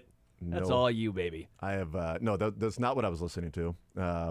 But it was on in the background because I was living in a fraternity house. Yeah, at the you're time, you're so- telling me My Way wasn't rocking with Jason Anderson with a backward visor and frosted spikes. I don't think I was the one frosted rocking tips. that, but it was probably as the soundtrack of my college days in the fraternity house. I wouldn't doubt Man, that. that's brutal. We'll take a timeout. We'll come back. More Zone next.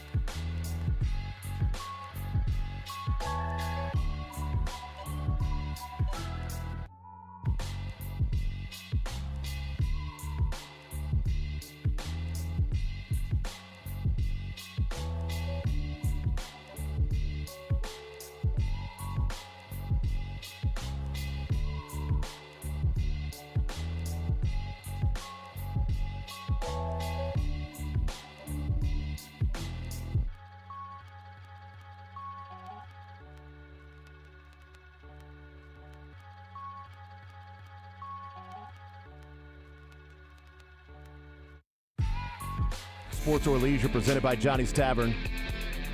Leisure. Sports. Leisure. Sports. Why can't it be both? Oh, Well, then it'd be and. different commercial. Sports and leisure. But don't you have to get them both right? Yeah. So then why is it an either or? Sports and leisure, right? Right, but it's sports or leisure. Maybe that's because they have the choice of starting with sports or leisure. I don't know, man. Maybe we'll ask the person that named it. Maybe he'll surface one day. Was it you? It's one of the world's unanswerable questions. How did the pyramids get here? Right? Rocks. Stonehenge. How was Mahomes made? These are unanswerable questions across this world. Why is it sports or leisure when you need both? I don't know.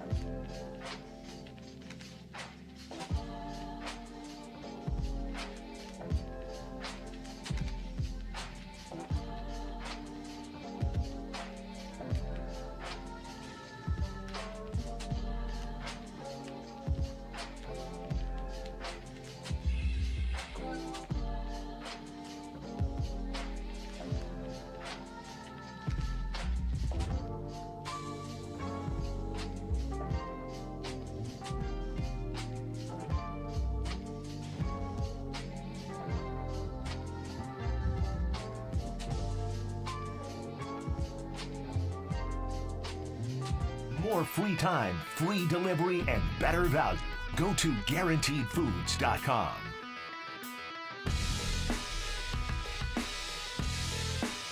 I would continue right here on Sports Radio 810 WHB.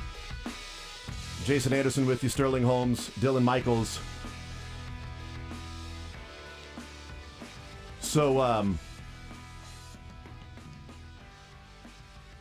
they've released the video of Scotty Scheffler and the arrest. And let me tell you, Lucy, you got some splaining to do. Lucy being the cop. And maybe Lucy with the football as well. The video, oh boy, shows Scotty Scheffler turning into Valhalla, a police officer running after the car, and then either with his baton or hand punches the window of Scotty Scheffler, who immediately stops the car. The car doesn't move from there. The police officer, eventually, you see him talking. It's from video from across the street. You see him lean in, and eventually the car door opens. Scotty Scheffler's taken out and immediately handcuffed. I'm not sure where the dragging took place. I'm not sure where the pants were ripped.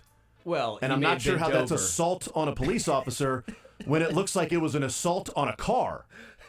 He fought the car and the car won. He was told by a different police officer, go this way around and on into that. This officer saw him doing that, sprinted after him, hits the car with his right arm. Scheffler stops. So there were two things that were sort of potential issues here, or two different ways this thing could have gone down. One of those being Scotty Scheffler ignored the police officers. The police officer, quote, attached himself to the car and then went and was dragged 10 to 20 feet or yards, whatever. It would be yards because golf. That's a good point. And Scotty Scheffler would be deserving of being arrested. It's one thing to ignore a traffic, at least a police officer ignoring some sort of that officer telling you what to do. Ignoring a command of an officer is not smart. It can result in a citation. It could result in an arrest. If you are then making contact with the police officer while driving and ignoring the command, well, then your ass is getting arrested. Yeah. That makes sense. Sure. If that's what took place. But the video shows none of that. The video that was released by the mayor, because body cam footage was not on. They did not activate their body cams, which is really surprising given it's the Louisville Police Department. And there are a lot of issues with that police department as it is. A ton of issues with the police department. With the entire community and the police department. Not every single police officer, because there are certainly some good cops. There are some bad cops. There are some good accountants. There are bad accountants. There are some good doctors, bad doctors. Okay, it's not all across the board. All right? But this video looks really bad. It looks bad for the police. It looks bad for that police officer. And it looks bad for the community. Because the reaction from a lot of people around Louisville when this happened was, I hope you enjoy Valhalla this weekend because PGA ain't coming back anytime soon. It took 10 years for them to come back, and that thing went off without a hitch. Now you've got this, the number one golfer in the world, Scotty Scheffler, coming off winning the Masters, having a child 2 weeks ago, being taken out of his car and handcuffed because what is either an overreaction or Scotty Scheffler ignoring commands, driving and making contact with an officer, the officer attaching himself to the vehicle and ripping pants or something along those lines. Irreparable. Those pants being ripped. $80 pair of pants. and that's resulting in an arrest for Scotty Scheffler, or the police officer completely overreacted, has some power, somebody was ignoring what he told them to do, and that was enough for him to then punch the car or baton to the side of the car. It's like when you punch a helmet in football. You're like, it's a bad idea. That's a car, guy. Car's not going to get hurt from you. Right. But an immediate stop, the officer then leaning into the car, conversation's taking place, the window is down, he opens the car door, Scheffler gets out, they immediately turn him around and arrest him and put the handcuffs on him. And that's it. That's it. There's no explanation after that. There's nothing Scotty Scheffler can do. They simply just hauled him off downtown to jail. And as they told, was it Jeremy Fowler? Or who was it, the report? That was Jeff Darlington. Jeff Darlington, that's right. Jeff Darlington. Hey, there's nothing you can do. This guy's going to jail. There's nothing you can do about it. That's Scotty Scheffler. And then after they put him in the car, they come over and ask Jeff Darlington, hey, who is it that we just arrested? The number one golfer in the world who was trying to get, the guy that's in a car that says participant, that says golfer, with credentials displayed, and being told by a different officer to go around the median here and then drive up that way to get into what other golfers had been doing that morning. Yeah. Scheffler wasn't the first one to do that. He was the first one to do that where a particular officer took exception to maybe somebody doing that, and then Scheffler then driving, and that officer running to cut him off, and then hitting the car, and then pulling him out of the car and arresting him. By the way, Gillis, the cop, did not wear the body. No, it wasn't turned on. It wasn't turned on, so he's getting in trouble for that already. From sure. Yeah, sure. So I'll believe it when I see it. So here's Gillis's Big quote. trouble. Yeah. Here's Gillis's quote. They're told he gets one less coffee break. While directing traffic in front of Gate 1, the PGA personnel stopped a bus from entering Gate 1. I observed a vehicle traveling in the opposing lanes coming at me. Well, I'll stop right there, at least according to that vehicle, to the video. He chased after the vehicle. It wasn't coming at him. And then he went on to say, quote, I stopped the driver and advised him he could not proceed because of the bus. He demanded to be let in and proceeded forward against my directions. I was dragged, knocked down by the driver. I didn't see any dragging nor knocking down. Maybe you should have had that camera on if you wanted to corroborate that. And here's Well, yeah. I mean, when we knew the camera was off, didn't we all kind of realize this was probably going to be the outcome? Well, I mean, usually when they aren't so excited to present that evidence, there's a reason. And this is the issue that you run into when it comes with good cop, bad cop. I mean, we've discussed this a lot. Yes. But when a group or an entire police department is viewed a certain way, locally especially, nationally as well, the benefit of the doubt gets lost. And that sucks for some of the good cops that are there, because benefit of the doubt can get lost where it might be justified or a completely legitimate arrest or use of force, whatever force that may be. But the assumption then comes in when you have the issues that have taken place with that police department, the many, many, many lawsuits they are facing right now, not just Breonna Taylor, but a good number of other lawsuits where it's just like, why do you feel like you need to be an AH? And again, now the prosecuting attorney is trying to press charges too, so he's obviously enabling all this.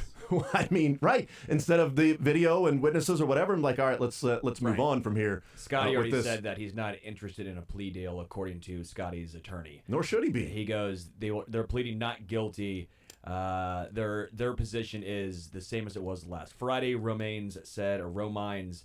This is new? This is a new? Yeah, quote, Scotty Scheffler didn't do anything wrong. We're not interested in settling the case. We'll either try it or it'll be dismissed. It's very simple. Yep. All the evidence that continues to come out just continues to support what Scotty said all along. This was a chaotic situation and miscommunication, and he didn't do anything wrong. Just the fact that they're pressing charges still is kind of, to Jason's point, they're clearly tone deaf as to what their image is already.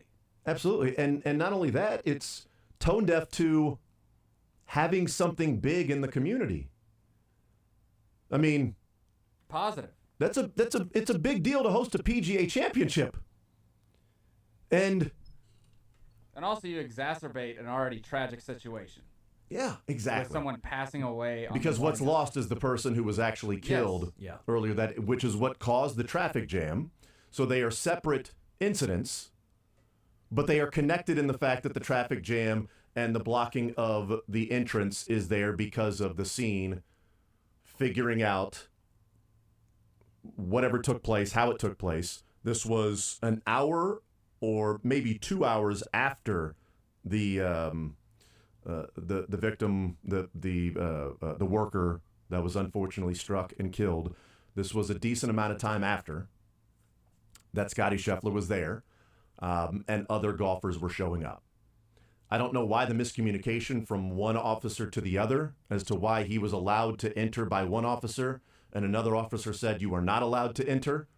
You're not allowed to go that way when he's driving a player participant car. Every car has that on the side of it. So the officers, the security know this is a guy who's playing in the tournament. Okay. The credentials on the car clearly displayed, which is what Steve Romines and Scotty Scheffler and others have said. The credentials right there on the car were displayed. And if you have this happen, it's a black eye on the community. It is. Because the next time you go back to Louisville or you want to have a PGA championship or something in Louisville, they're going to go, hold on. We're going to go there? Or we can go to any other city. So many other cities you can go to host a PGA championship. Why go back there if the number one golfer in the world was maybe mistreated? And what it looks like being mistreated. If I'm the PGA, I'm not putting my golfers and making them susceptible to this again. So all it took was there to be a traffic incident where traffic was shut down and you had to find a way to circumvent for the golfers that were showing up so that they could get ready for their round of golf. All it took was that for there to be some sort of a miscommunication, a pulling out of a car, an arresting, a taking downtown, and a charging with a felony and multiple other misdemeanors is one traffic incident. It was a major one, but it wasn't a 5 or 6 or 7 or 8 or 9 car pileup with multiple fatalities in Shelbyville Road, which is the main road there, the only road that you can get to Valhalla with, and it's a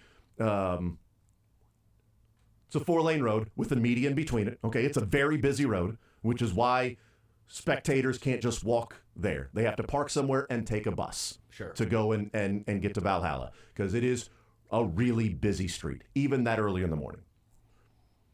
It's not this huge pileup that took place that is so much confusion, or it just happened. Again, we're talking about 60 to 120 minutes after it took place, 1 to 2 hours after. You'd think there'd be a pretty decent system put in place at that point for the golfers to go through, which is why it makes sense why one of the police officers said, this is how you enter. This is the way that you need to go. But it becomes exaggerated, and it's what Dylan said, a great point of doubling down instead of the city coming out, the mayor and the prosecutor coming out and going, this was a miscommunication, okay, from one officer to the next. The officer overreacted. We feel bad about it. He feels bad about it. We're not pressing charges. We want the whole thing just to move on and to go away. And we apologize to Scotty Scheffler for what took place. You to be guilty. We apologize. We want it all to go away. Just take the plea deal. But see, the thing... Right. But I mean, I'm saying if they came out and just said, we're not pressing charges. Yeah, we're not doing this because we've seen this and this was an overreaction. Right. It was a big miscommunication by a couple of parties involved. And the police officer thought this person was just trying to get whatever it might be, whatever excuse you want to make as to why the overreaction took place. But you are not then charging Scotty Scheffler with these crimes and these offenses because you see that it was a miscommunication, instead of, Dylan's point, the doubling down and going, no, we're not going to treat you any different. Well, actually, the ironic part is by doing this and then objecting to a continuance of a court date, which is standard operating procedure, you are in fact treating him differently. You are in fact trying to make an example, which is the exact opposite you should be doing if you want your community to host an event like that again. The double ironic part too, Jason, is by doing this, we're seeing the video now, and it is going to be dug into, and it's probably going to make you look ridiculous more so than Me? Scotty Show. No, my bad. Louisville PD and the prosecuting attorney are going to look like the people with egg on their face versus Scotty. For me, I can totally understand the initial confusion and miscommunication from that cop, right? You think there's something happening, you're not supposed to go this way. No one told him that, hey, players are going to come around this way. I get that. You're thinking, what the bleep is going on? I understand chasing the car down and trying to get an explanation. An explanation. I get it. Don't punch the car, all that. But I understand that part. I get. I understand how that could happen, right? I get how that could potentially happen. It's the double down. It's the triple down. It's the my pants ripped and I was dragged 20 or 30 feet. It's the, okay, we will now have this come out. We should probably drop the charges. Yeah, maybe I overreacted a little bit. It felt like in the moment something crazy was going on. There was a heated thing going on. We had to communicate. There was a lot that was going on, and we arrested him. And by the time we sort of figured everything out, he was already on his way down. Yeah. Guess what? Fine. Okay, I get it. Sucks. It's not great. It's not a great look, but at least you're trying to make up for you're saying the situation. An accident. It was an accident. There was miscommunication. It happened.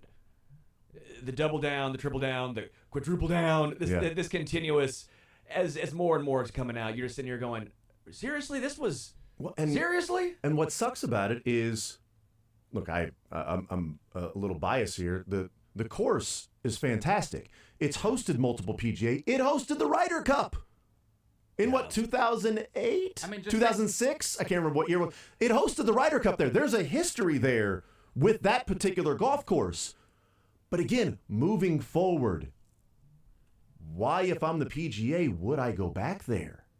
Other thing that doesn't get talked about, if you're a Louisville recruit, like if you're just someone going to Louisville and you see this happen with the #1 golfer in the world, what do you think is going to happen to you if you're in a situation where, I don't know, but to your point about Breonna Taylor and all the other things that happen with this same department, it's not just a one-off, and now it's a #1 golfer in the world, so there is a wide gap in between. Well, now it's more of the world looking at it and going, oh yeah, it seems like there's an immediate overreaction here. Yeah. That took place. And an issue with this place and this police department. Right, and even facing however many lawsuits they are facing, that there's still that particular immediate reaction to a miscommunication. Yeah. Let's lie, first off, completely, if we're being honest here, that what they said, being drugged 20 feet, is a lie. And then, the thing being according to the video, according to the video, but when you turn your police camera off, you kind of also it's left up to interpretation at that point. It's a he said, she said. Exactly. Well, there's the video. Yeah, but it doesn't show the video part where I was drugged. Well, let's look at your body cam. But well, I didn't have it on. Yep. Okay, well then how can we? The only video we have is you running after the car and making contact with the car and an immediate stopping with Scheffler and the car not moving again. Because I will say this, I'd be pretty damn pissed if Kansas City was hosting a PGA championship or a U.S. Open or something like that, and this took place, and video comes out, and it was an overreaction, and you're going, man, you know how hard it is to get one of those in town? Yeah. You know, it's been 10 years since they had a PGA championship, and it's one of the more respected courses out there. Again, they chose that for a site for a Ryder Cup. It's not a random place, okay? The U.S. won the Ryder Cup at Valhalla. Rory won his most recent major at Valhalla. I don't consider myself a golf fanatic, and I know what Valhalla is. Yeah, like, I've heard of Valhalla. I mean, you're right. I mean, a little even more so for Kansas City because Kansas City hasn't hosted a PGA since 1949 at Swope Memorial. 1949, the Kansas City Open. I'll tell you what. Next time they're thinking about going to Louisville or Valhalla, come on and bring it here. And like let's get a course ready. Their best case scenario is getting it back, but then being the ass end of every joke on the internet. Which golfer is going to get arrested this week, or that's their best case like scenario for another PGA is to get it back. And believe me, it's a community thing. And I'll bring this in. It's fine. People may not see the connection. I see the connection. But in a town like ours that has the Chiefs and the Royals and Sporting and has pro sports, I always call it the pro tax, right? Do you want to pay for stadiums, et cetera? We shouldn't help out billionaires, et cetera. I call it the pro tax. Do you want to be a pro town or not? Well, why don't the billionaires pay for their own? Okay, they could, but another city will give them an offer, and then they can move there. So do you want to have pro teams or not? And we haven't had a PGA event in a long time, right? PGA Championship. We've got the PGA-sanctioned Advent Health Championship for the Korn Ferry Tour, which is awesome. It's great. We have a PGA event in town. It's not on the tour yet, not on the PGA official top-level tour. That would be great to get. But even not having that, we have the other pro sports in town, and the city continues to grow and build and attract and keep talent in town, business talent, not just sports talent, and a lot of different talent, and keep talent in town because there are things to do. Louisville doesn't have that. So things like this is a big deal because they get this in town, right? They've got the Derby every year. First Saturday in May, it's the Derby. It's awesome. It's a fun event.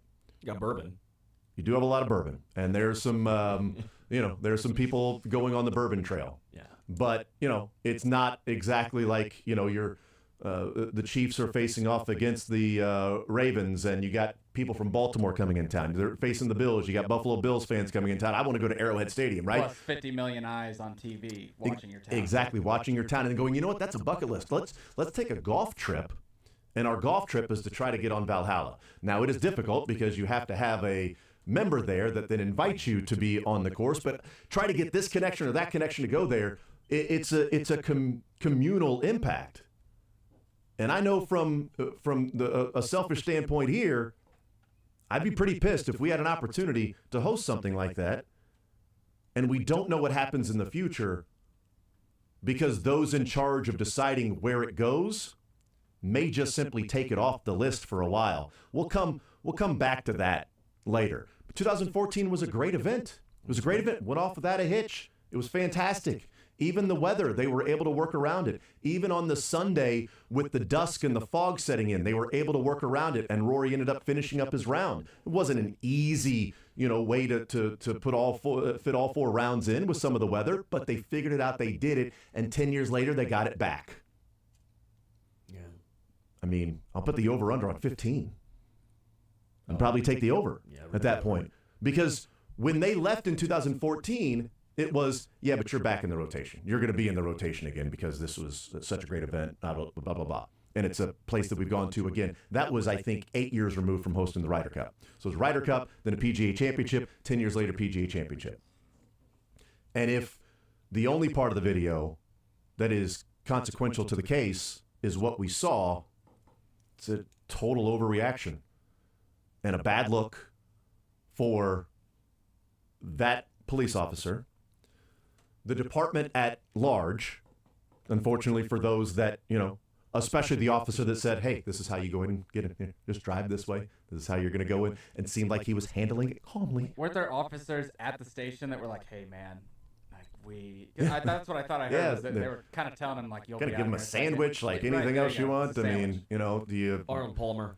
Yeah, do you want an Arnie Palmy? You want an Arnold Palmer? Officers that were like, let's get him in the jumpsuit. Like, seriously, you don't... They have things that you can throw over the top of people that aren't a full jumpsuit. That seemed like a little... Yeah, like here's the full gamut. We're a little dressing, a little... Yeah. But also, once he's in the car, you don't have to then take him down. You can then figure everything out. Yeah. He doesn't have to get immediate... You don't have a time limit of 10 minutes to get... Yep. Once you detain them, then you've got a certain amount of time before you have to charge them or release them. But if you've got them in the car and then you're trying to figure more things out... Flight risk. At that point... Flies a lot. He's handcuffed in the back of the police vehicle in the cruiser. You can then discuss amongst yourselves, okay, what's going on? We got him out of the car, put the handcuffs on him. He's in that car. Now we can talk without him trying to tell us what took place. What did everybody see? All right, this is what I saw. Well, this is what happened over here. This is that. All right, he's going downtown. Trying to tell us he's Scotty Scheffler. I don't know who that is. Yeah. Number one golfer in the world. Yeah, okay. Sure he is.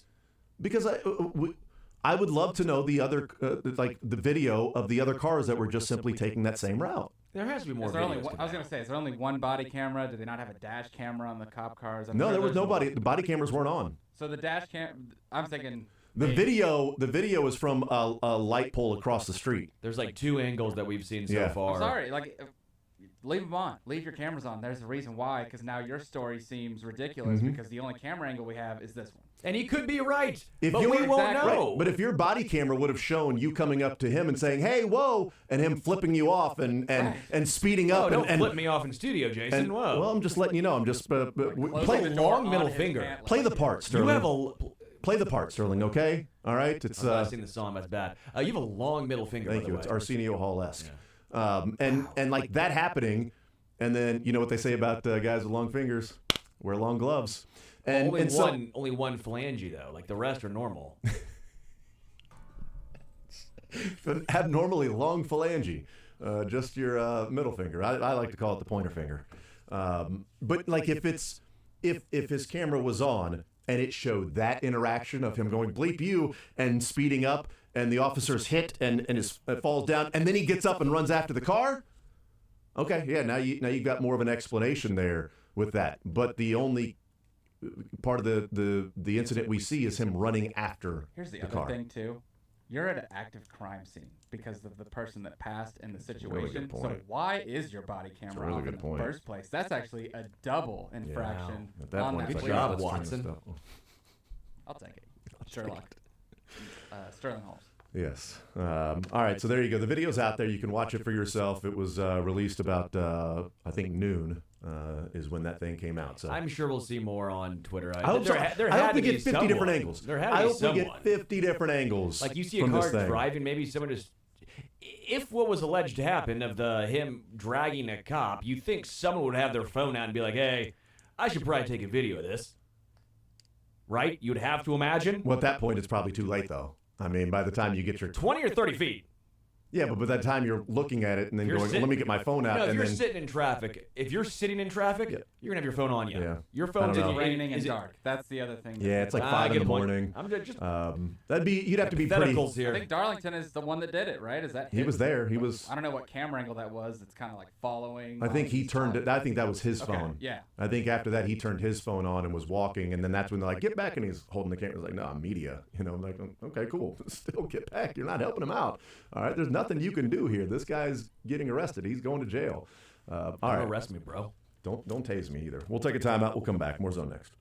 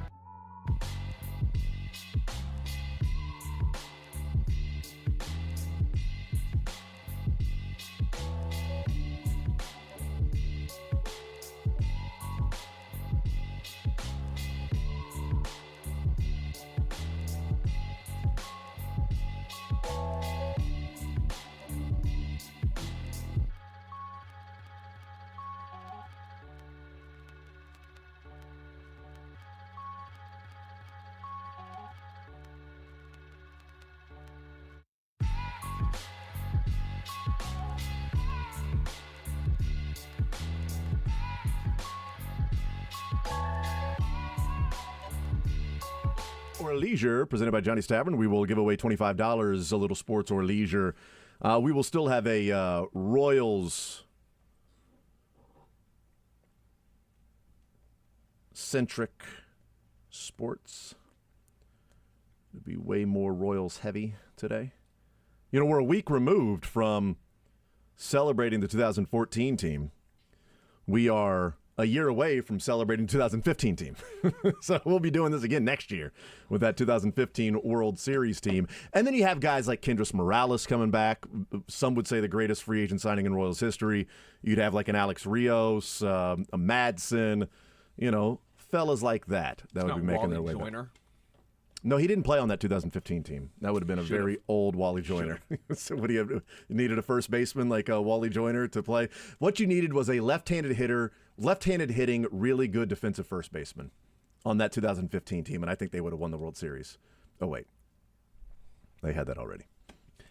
I love that Wally Joyner has now become like my bit. Like, I'm all in on Wally. Big Wally guy. I'm all in on Kendrys. I'm just saying, the 4 years of Wally Joyner and KC were absolutely electric. The 2 years for Kendrys Morales were amazing. There's a World Series ring that he's wearing because of it, and there's a flag that's flying out there because of it. So we'll do that coming up at 1 o'clock. I wanted to talk a little Chiefs here. We were going to do that before the video came out that was released from the surveillance camera across the street from Valhalla with the Scotty Scheffler incident that happened last Friday. The OTAs taking place. They are voluntary. Okay, so we know that you don't have to show up.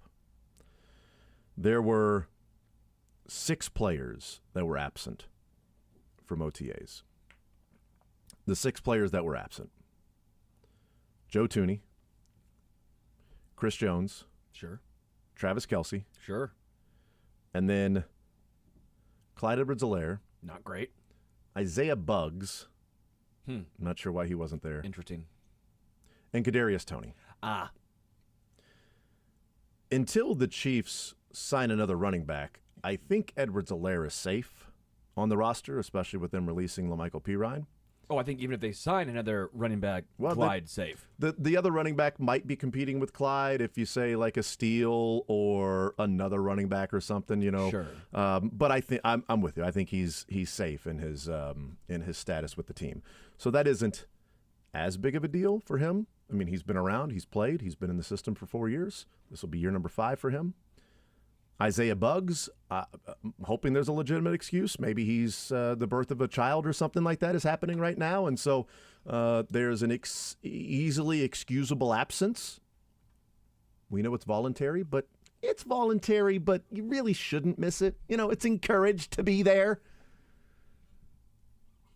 It's voluntary in word only. Kadarius Toney is the one that really is interesting because Isaiah Buggs isn't exactly like, okay, this guy was supposed to be a big part of this team. They went out and re-signed everybody on the defensive line. So he's not there. Okay.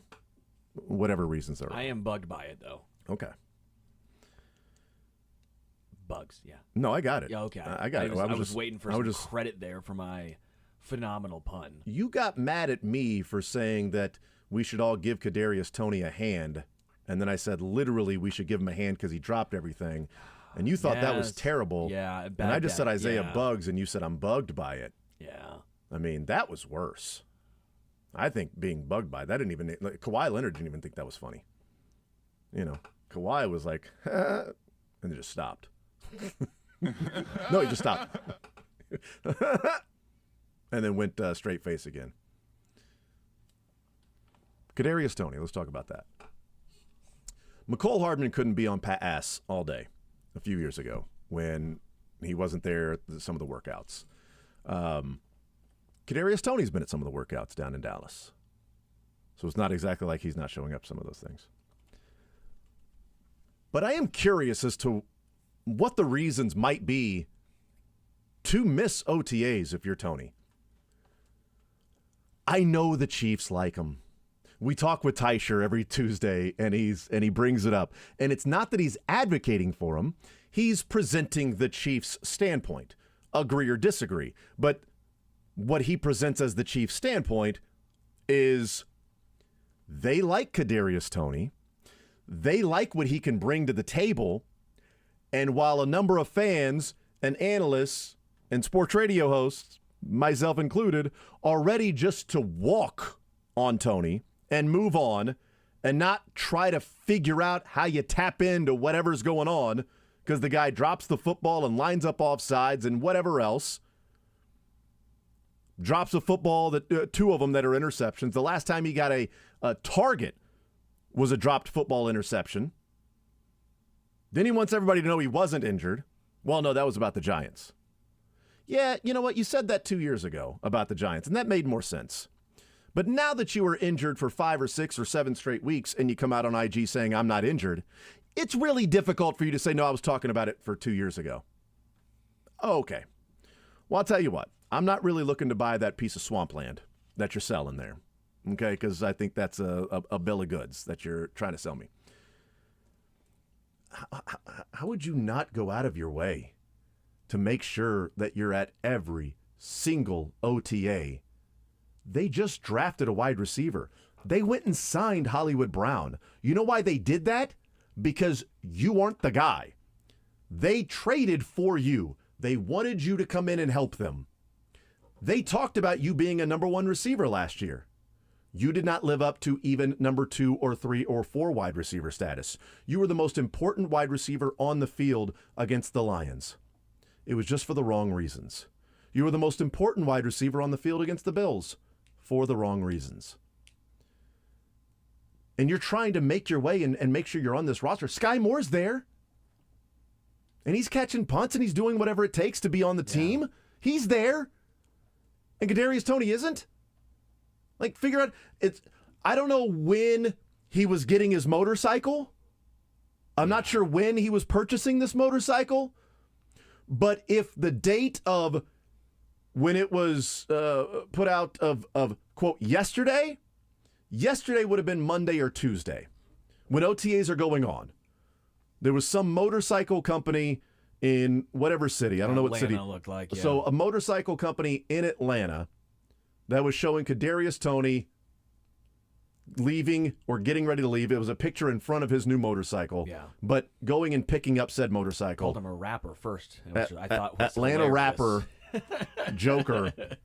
And also on the side, he plays a little football. Yeah. Okay? He's dropping as many tracks as footballs. Joker.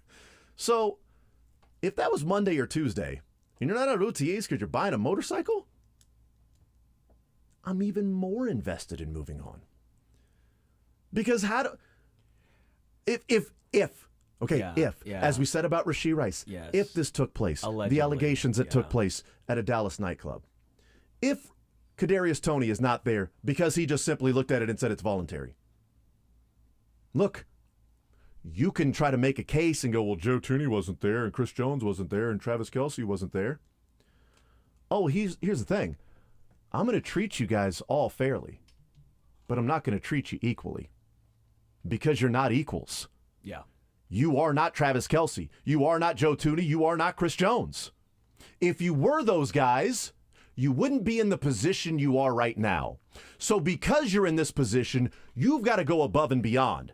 You've got to make it known you're going to do anything you can to make this team, to continue on with this team. Because his spot is not guaranteed. They can still go out and get a veteran wide receiver. They were talking to veteran wide receivers for a reason. They were talking to Odell Beckham Jr. They were talking to Zay Jones. They were talking to Tyler Boyd. And they weren't talking to him because they're fully convinced that Kadarius Toney is going to figure it out over one offseason from what he's been unable to figure out with 2 different organizations now. One of them, a cluster. The other one of the more well-run, respected organizations. You can't use the New York Giants excuse anymore for 2 years with the Chiefs now. I'm also sick of people bringing up athleticism and the potential with Toney because potential also means your hands. He's a wide receiver, not a track star or someone who he can run great routes. Can he? He can't get open. And when he does get open, he doesn't catch it.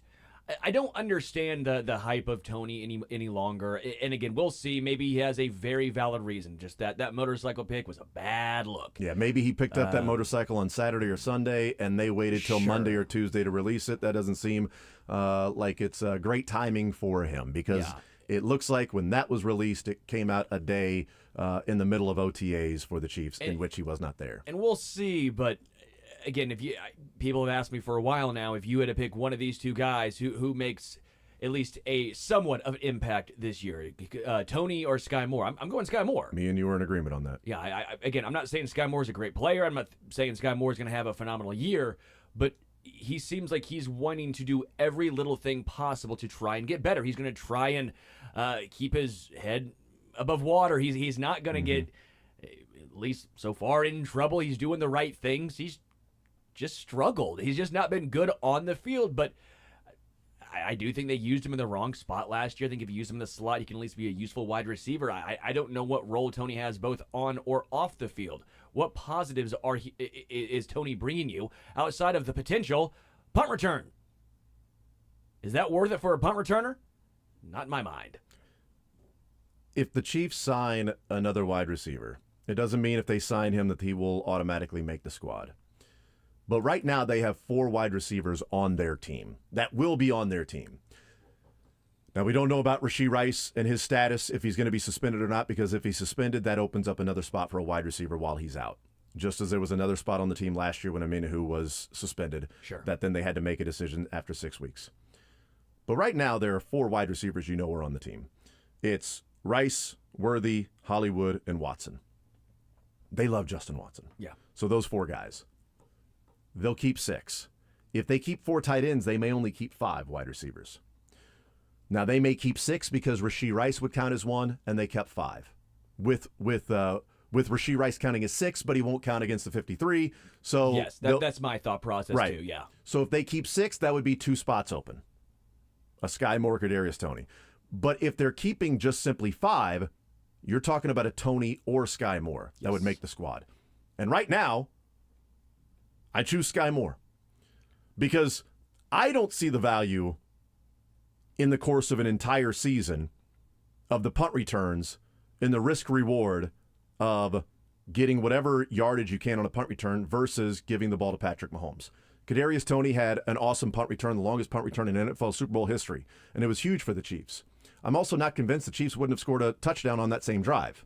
Yeah. But it helped. It was good. I don't want to dismiss that. Sky Moore had a huge punt return against the Bengals in the AFC Championship game, which did make a huge difference because I don't think the Chiefs get a field goal on that drive if not for Sky Moore's huge punt return and the field position it picked up along the way. That was vital and crucial for the Chiefs to do that. But I am team no punt returner, have been team no punt returner for a long time, because I think it's better to make sure no matter what, Patrick Mahomes gets the ball when the defense gets a stop. I don't want to give a chance to the other team getting the ball by a muffed punt or a fumble, or even here's a 10-yard penalty from holding during the kick 10 yards from the spot of the catch. I don't need that. I need Patrick Mahomes out there. We had a caller, I can't remember who it was, but it was a great line. He said special teams, punt returns for special teams when Mahomes is getting the ball should be the Hippocratic Oath. At first, do no harm. At first, do no harm. Mahomes gets the football no matter what. Yeah. He will get the football here no matter what. And if you're keeping Kadarius Toney on the team for potential punt returns, then you're wasting a spot. And if he's not at OTAs because he's just simply choosing to do something else, he's not in a position to do that. He's also 2 years older than Sky Moore, as a heads up. So just something to keep in mind. Sky Moore is still very young at 23. Kadarius Toney is now 25. Yeah. We'll take a timeout. We'll come back, wrap up the Sour Sports or Leisure coming up at 1 o'clock. More Zone next.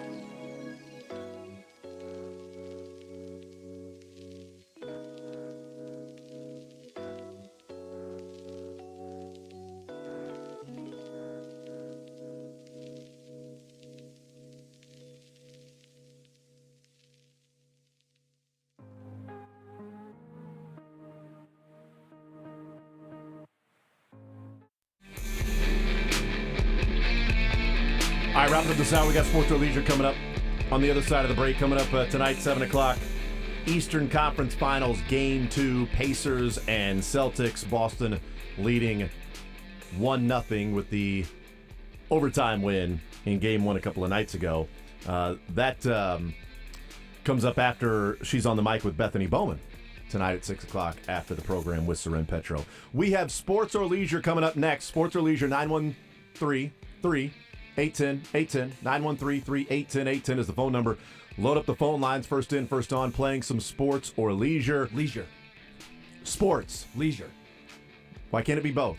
Give away $25 to Johnny's Tavern with sports or leisure. 913-3810-810. We'll take a timeout, come back. More Zone right after this with sports or leisure on a Thursday.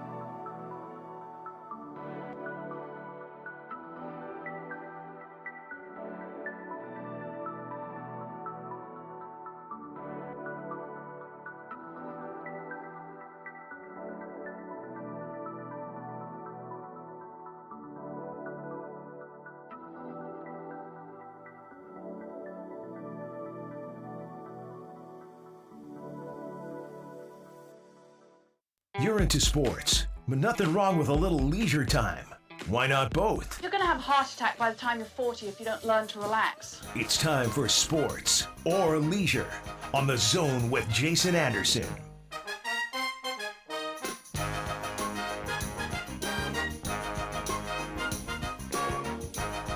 All right, 913-381-0810, Sports or Leisure, 913-381-0810. You get a sports question, get a leisure question, get them both right, you win. Either one of them wrong, you lose. We are giving away $25 to Johnny's Tavern, premier sports bar in Kansas City, 10 locations, including Lawrence and Topeka. $25 to Johnny's Tavern. Can we win? Like, I would like Only Dylan can win. I would like $25 to Johnny's Tavern myself. Wouldn't we all? You've got to get a sports and a leisure question right. Also, you can't work here. So you figure out those three things. 1, sports. 2, leisure. 3, quit. Wow.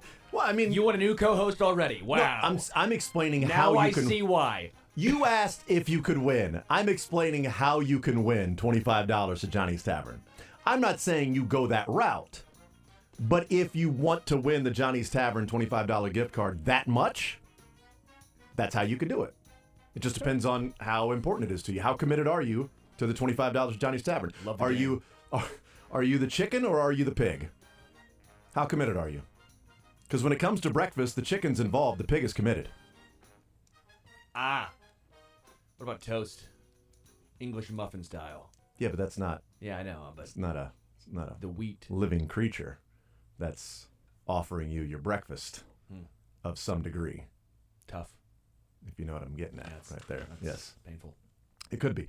913-381-0810, first in, first on for some sports or leisure, presented by Johnny's Tavern. Again, if you get a sports question, you get a leisure question. If you get either of them wrong, you lose. The question is out there available for someone to call in and request. If they know the answer to it, maybe they've Googled. We don't necessarily encourage Googling. We certainly don't encourage Googling while you have the question. Maybe if you're calling in for that, you might have Googled it. But it also doesn't mean you'll get that question because that question may be answered while you're in line. That's why it's probably better to get in line early. But if you know the answer to it, or you figured out the answer in some way, shape, or form, you can call in and you can request that specific question. If you get it wrong, we don't give out the answer until it's been answered correctly, or we have simply run out of time to play. That's how you play the game. Let's go through the categories today. So we have, on the sports side, we have Royals, and we have leftover 2014 Royals from last week. Wow. So we have the 2014 You're team. feeling blue. What's that? You're feeling blue. The boys are playing some ball. Yeah. The boys are asking some questions about the ball. Baseball. The boys are playing some ball. Yeah, Michael. You damn right. He's also playing some ball. So Royals and 2014 Royals. What about on the leisure side, Sterling? We still have some Sing Me a Song, You're the Piano Man, which Okay. has finished the lyric. Great. And then we also have Potpourri. Potpourri for those who are smart. I like the potpourri. What is involved in potpourri? Oh, we have everything from movies Okay. to books to coffee to general knowledge. Okay. So potpourri then. A It's just question. Just a potpourri of a lot of different There's a things. riddle in there at one point. Yeah, we have it all, baby. Do you start with riddle me this? Because if you don't, what's the point? Yeah, I will start with that just Great. for you, Jason. Riddle me this. And then you'll ask the question. I don't want to give away I'm one not of going your- to do it now. Yeah, because no, this that is- would be smart. To not do it now. It'd be You've dumb to do ruined it a lot now. of my questions in the past. So Not a lot, a few. I mean, a lot is relative term. You've asked like 150 questions. I've ruined 4. That's not a lot. Unless your expectation was for me to ruin 0, then I would change your expectations moving forward. Yeah. So that happens. It's all part of the game. You know, Todd sat in a couple times, and Lebo gave away one of the answers. He was telling the story about how, was it like Trezell Jenkins and Greg Hill had gotten a fight, and it was somehow the question was about Trezell Jenkins, and we were explaining, and he was like, yeah, and then Greg Hill fought Trezell Jenkins, and he's like, son of a gun, I just gave away the answer there. I think those were the 2 individuals involved. All right, 913-381-0810. I'm good to go. Sterling, you good to go? Yes, sir. Dylan, what say you? I'm happy. Hooray. Okay, great. It sounded that way. You sounded different too. All right, let's get to the phone lines. 913-381-810, first in, first on. Charles leads us off on this Thursday edition of Sports or Leisure. $25 to Johnny's Tavern. We're playing here in the zone. Charles, what side do you want to start with, sports side or the leisure side? I want to do some potpourri. All right, potpourri. Let's go. We're gonna start with a book because, quite frankly, we need to get more cultured on this show. Do we? It's also a movie. A 1988 psychological horror novel by Thomas Harris. It's the sequel to Harris's 1981 novel. Both novels feature the same serial killer / brilliant psychiatrist. Anything. I can give more away, but it's going to really give away this book movie combo. Will it, though? It will. Who's the author? Thomas Harris. Clarice Starling tries to solve the case of Buffalo Bill. Have we already mentioned sort of an actress in this today in the show? You may have. Clarice With Starling. Matt Lane? Clarice Harris. That's got to be Sounds of the Land. That sure enough is, yeah. There you go. Nice job. Because Matt Lane meant to say Jodie Fortson, and he said Jodie Foster. Yeah. And so then we talked about what Jodie Foster would look like in a Chiefs uniform, and we came to the conclusion that Jodie Foster may be more healthy than Jodie Fortson was. Ah, fair. Yeah. Good book, by the way. I read the book. I saw the movie a long time ago. What was better, the book or the movie? Just say both. it. And just say The book it. was better. You know Come on. The you book know was you want to better. say The it. book was better, You okay? know The you want book to be was better. pretentious and say it. The book was better. The book was better. You know why it was better? Because it took me more time. Why would I say the movie was better when it only took 2 hours to do that? It took me a week to read the book. I don't think I sound like that, Jason. In my mind, that's how you sound. It's sort of like the teachers and Peanuts. You know, wah wah wah wah. Here's what you sound like when Sterling's talking. This is what I hear when he's talking about reading books instead of watching movies. I just feel like that's just not very smart, is what it is. Like I'm taking care of the same thing you are, just in a quicker amount of time. This is why I'm trying to make the show smarter, okay? Took you a week I to have to read deal with Silence of the Jason Lambs. on Took me this. 2.5 hours to get done with the same amount of time. Same amount of thing in that short amount of time. All right, Charles, sports side, we got Royals, and we have 2014 Royals. We're going to do general Royals because this year's team just might end up being just as good as the 14 Royals. Love it, love it, love it. All right, so Bobby Witt Jr. is on pace for 146 runs scored this year, which would be the Royals' all-time record for runs scored in a single season. Who holds the Royals' record for runs scored in a single season? Well,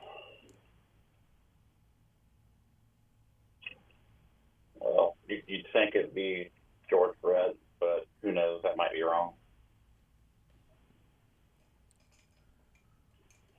What do you think, Charles? What do you say?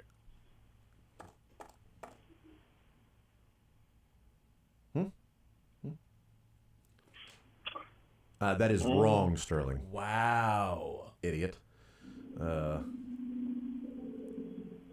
Most runs scored in a single season. Is Chewbacca near you right now? It's amazing in the background. What do you say? Come on. Oh, I think I knew it. It's timer, Dylan. Johnny Damon. Okay, nice job. Yep, well done. All right, Charles, we'll put you on hold, get your information. Congratulations. All right. Thank you, sir. Yep, absolutely. My next guest was Amos Otis. Yeah, no, it was Johnny Damon. You're going to have to go quicker with Charles. Less Googling. So, all right, let's go to Avery next up on Sports Radio 810 WHB. Avery, sports or leisure, what side do you want to start with, buddy? Let's do the 2014 Royals. All right, let's come up with the hardest one I've got. Oh, yeah, Avery, we're going to test your knowledge here. Okay, here we go. 4 players got a save in the regular season that year for the Royals. 4 players had a save for the Royals in the 2014 regular season. Name So Greg Holland, name 3 of them. Wade Davis, and the guy from Topeka, Aaron Crow, Name 4 of them. Louis Coleman. Name 5. I'm out. Those are the 4 that had a save. It was Greg Holland, Wade Davis, Aaron Crow, and Luis Coleman. That is correct, sir. But you didn't name 5 of the 4. So that's an issue there, Avery. Well, I'll try next week. Yeah, Avery, that was nails, my guy. Maybe next time come up with the 6 relievers that had a combined 4 that were the 4 saves that they had. I used to love Luis Coleman's pitching style, like his hit the arm angle. I was like, how does anyone hit that? And then it was like, well, he wasn't great. Yeah, well. Yeah, I like Jam. I wasn't old enough to see Quiz. I like submarine guys. I saw Chad Bradford pitch in Oakland one time. He was. I saw him pitch in Sacramento once. Bradford was a knuckle scraper. Yeah. I mean, he would bring up dirt sometimes. On to leisure with Sterling. Let's try that potpourri. All right, potpourri. For you, shoot, man, you're so smart. No, don't say that. I don't know. Hype him up. Sorry. Okay. Sucking up to Avery. Name. I'm not gonna date you. Name 3 of the 10 countries where the majority of coffee beans are grown in the world. Ooh, I like this one. Brazil. That's number 1. Colombia. That's number 2.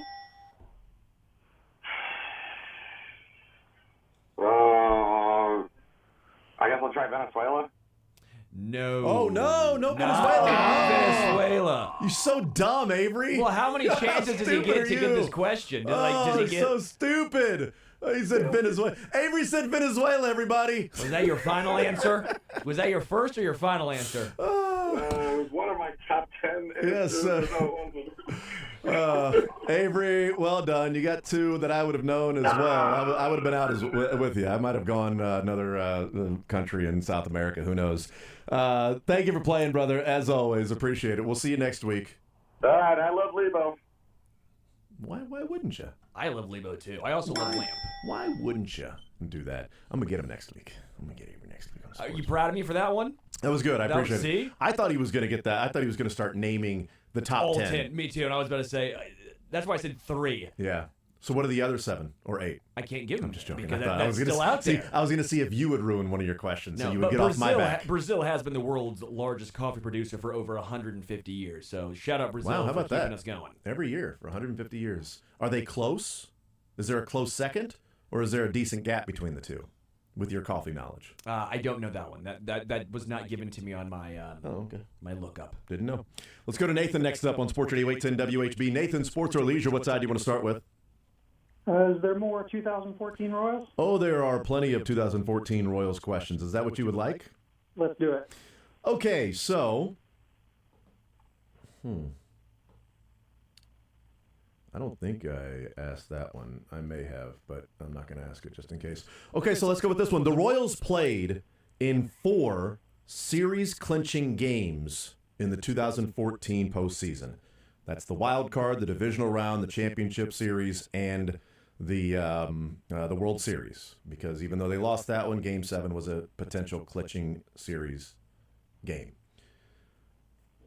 3 pitchers started those 4 games. Who were the 3 pitchers that started those series-clinching games? I think Guthrie was one of them. Guthrie started Game 7 of the World Series. That is correct. How about Vargas? Vargas started Game 4 of the divisional series. And Shields. Started the wild card in the American No, Vargas was the championship series. Did I say championship series? Vargas was championship series against the O's. Shields was wild card and divisional series Game 3 against the Angels. Well, I thought Shields would be the first one because he started wild card I game. did But too, yeah. Shields. Vargas was the hard one. Vargas was the hard one for me too because Guthrie Game 7 and James Shields wild card. Nice job, Nathan. Well done. And that wasn't Googled either. That was off the top of his head. You're not going to be able to Google that. Against Baltimore, so I remember. Absolutely. Nice job. See, I always picture in my mind Guthrie because of the These O's Ain't Royal shirt that he wore at the press conference. Yeah. Got a lot of flack with his Baltimore brethren when he pitched there. I always think Guthrie in that one, but no. Go ahead to the leisure side with Sterling. Okay, I didn't hear the categories for this. So we have Sing Me a Song, You're the Piano Man, which is Finish the Lyric. And then we also have Potpourri. Let's try to finish the lyric. All righty. Finish the Lyric. We will do... we'll do Alice Cooper. You like Alice Cooper? No. Great. Yes. Love it. Give him another one. Do you know the song Sweet Caroline? Yeah. Bop, Okay. bop, ba. Yeah, I hate this song, but I didn't know this. This would have actually got me, so I figured this would be a fun one to ask then. Okay. But now I look at the night, and it don't seem so lonely. We fill it up with only two. And when I hurting runs off my blank. Whoa. Oh, man. Yeah. Yeah. That's why. Does it run off your blank? Yeah, hurting runs off your blank. Now I look at the night, it don't seem so lonely. We fill it up with only two. And when I hurting runs off my blank. Sweet Man. Caroline, bum, bum, bum. I don't know. Hurting runs off my blank. You know- It is a body part.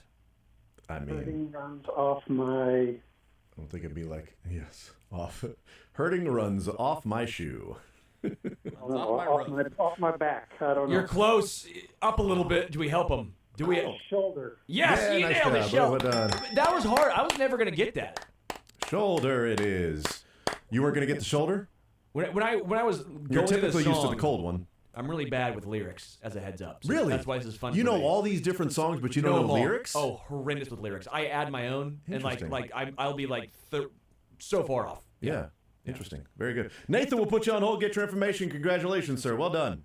Thanks, guys. How about that? 913-381-810. He earned it for the Vargas one. I thought. Absolutely, I thought yeah. he earned it. How about that? Vargas was like, well, yeah, I remember Vargas because of that series and Vargas starting game 4. I'm like, I had to go back and look, I'll be honest with you. That was the hard one. I had to go back and look to see who started game 4 for the Royals against the Orioles. But that was a great pull by him. 913-381-810. We go to Andy next up on Sports Radio 810 WHB. Andy, sports or leisure, sir? What side would you like to start with? So my question is, if I do leisure, can I ask about the coffee? Yes. Or is the potpourri just open? You can still No, you have can the coffee specifically one, yeah. ask the coffee question. Yeah, you can have that coffee one. All right, so you've got, Brazil, right? Yep. You've got Colombia, Yep. right? Yep. And the question is it all South American, or is it also just... Any country, right? It can be any country. I will say you're looking pretty good in Africa. So a few. There can be either Ethiopian or Somalia, or it could be Peru. You nailed Peru and Ethiopia are on there. So I'll give you. But since you nailed those, it's Brazil, Colombia, Kenya, Ethiopia, Sumatra, which is also a type of brew, Vietnam, Indonesia, Honduras, Peru, and then India. So Well done. Yeah, you got nailed it. You got 3 of those. You got 5 that of were, them, I think, yeah, you got 5 of the 10. Nice job. But you still got to go over and do. Even though you got a lot of those, but you still got to go to sports. We've got General Royals and 2014 Royals, sir. Well, we have to do 14 Royals, right? Because we just had those celebrations. Yep, So. that sounds good to me. You know what? I don't remember if I asked this last week. So if I did, hey, great. If I didn't, also, hey, great. Who drove in the tying run in the bottom of the 12th inning in the wild card game? That would be Hosmer. Was at third. Who drove in Eric Hosmer in the bottom of the 12th to tie the game, and then came around and scored the winning run on Salvi's single. I think I asked it last week, but I don't care if I did. I didn't exit out that I asked it, so I didn't remember. But I'll ask it again. I don't care. He deserves his shine. That's it. Yes. First round draft pick out of Miami, right? You are on the right path. I'm right there. Gosh dang it! I can see his face. Oh yeah, I remember we asked this because you said it was a body. You said the last name was a body part. Last name and I is a body said, part. Yeah. That's right. Yeah. Now I remember that. His last name's a body part. Yeah, it is. Well, it's in your body. It is in your body. Yeah, that's right. And it helps things not be in your body anymore. Ah. See what I did? Gross. But it's natural. It's natural. It's part of the human body. Okay. A lot of things are natural. True. Well, let's see, there's a lot of things. There's the heart. There's the lung. There's gosh dang it. But they don't help. They don't help eliminate things from your body. Yeah. I know. Oh, come on. He's a shortstop that we drafted in the first round in Miami. Yeah, he was. Sure enough, was. Yep. And He was. not I don't know if he was. saying that I don't know if he was religious or not. well, Christian Cologne. Hey, nice job. Nice. We would have accepted Christian Butthole too. So I mean that also helps eliminate things from your body. But Christian Cologne. You could have said just colon Christian Colon. Well, yeah. Yeah. Bart Colon. Bartolo. That was a fantastic picture. But Christian Cologne, that is correct. Well done. We will put you on hold and get your information, Andy. Nice job. All right, thanks, guys. Absolutely. 913-381-810-810. That is another winner. So I'm going to look. You know what? I'm going to ask that Christian Cologne question next week, too. We're just going to make this keep going. Yeah. It's like dude needs to shine. Yeah, it's like the sort of like the opposite of a whammy. You know, you land on it and it's like it's this free space. It's the question. It's a bingo free space. Bingo free space. No, the whammy. You're talking about Press Your Luck. That show slaps, dude. With Elizabeth Banks now as the host. Oh yeah, that's great. Oh yeah, great program. I forgot you guys only watch the Game Show Network. I'm a big GSN guy. Yeah, I know. Yeah. I've heard that about you. Get a nice bourbon. Me and the fiance watching GSN. Oh, hell yeah, sign me up. It's a daily double. All of a sudden. Boop, boop, boop. All right, we'll take a timeout. We'll come back, continue rolling. 913-381-810. First in, first on. We are playing some sports or leisure presented by Johnny's Tavern. More right after this.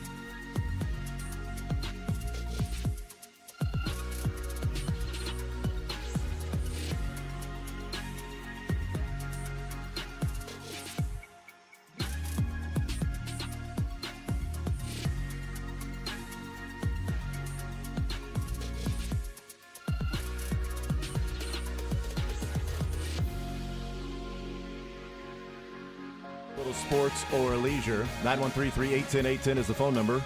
Sports or Leisure presented by Johnny's Tavern. $25 we give away to Johnny's Tavern. You get a sports question and a leisure question right, you win. Either of them wrong, you lose.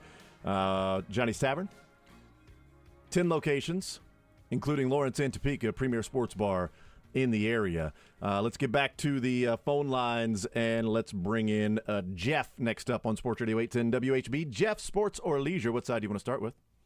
We'll go with sports, and we'll go with General Royals, and the answer is Christian Cologne. Thanks, Jason. Now I'll go to leisure. I don't want to give you the win anyway, just based on that. Let's go with this one because they just showed it the other night.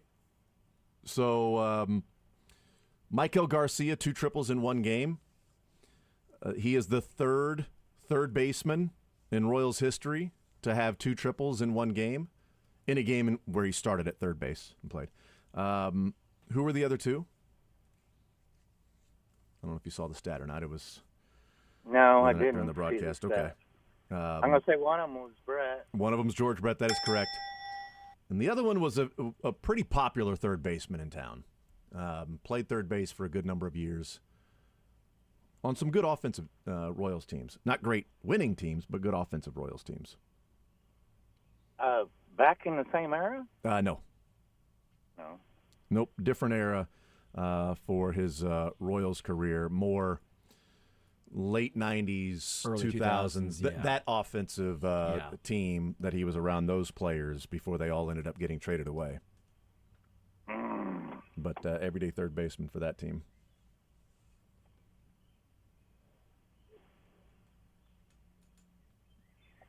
I don't Looking know. through here and he OPS'd one year at 836. Say the question one more time for me, OPS Jason. at 780. Keep going. Michael Garcia had 2 triples in one game the other night. He is the third Royals third baseman to have 2 triples in the same game in which he played third base. Is that this, game. One was George Brett. The other one Does his nickname also be a Batman character? a Batman character? Yep. Yeah. Yep. No, it's Love to laugh. That right. guy, great smile. That's exactly right. Yeah. Uh-huh. Oh, no. Mm-hmm.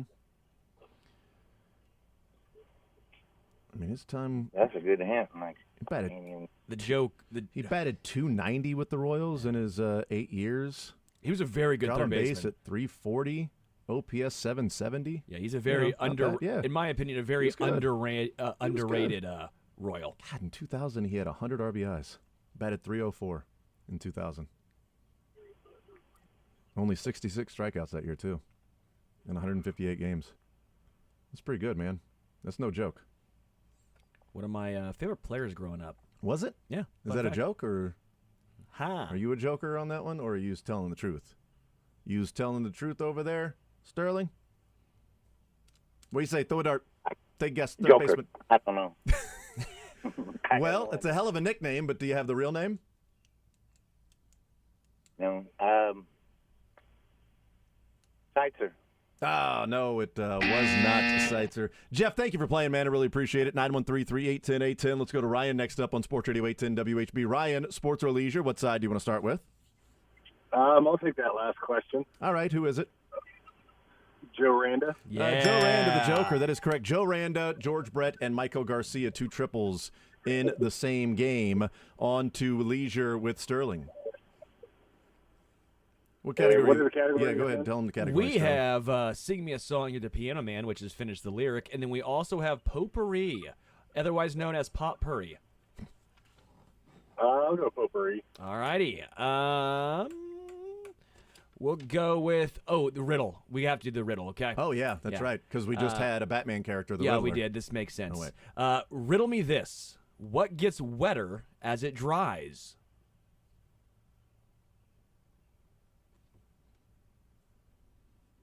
It's an interesting one. Wetter as it dries.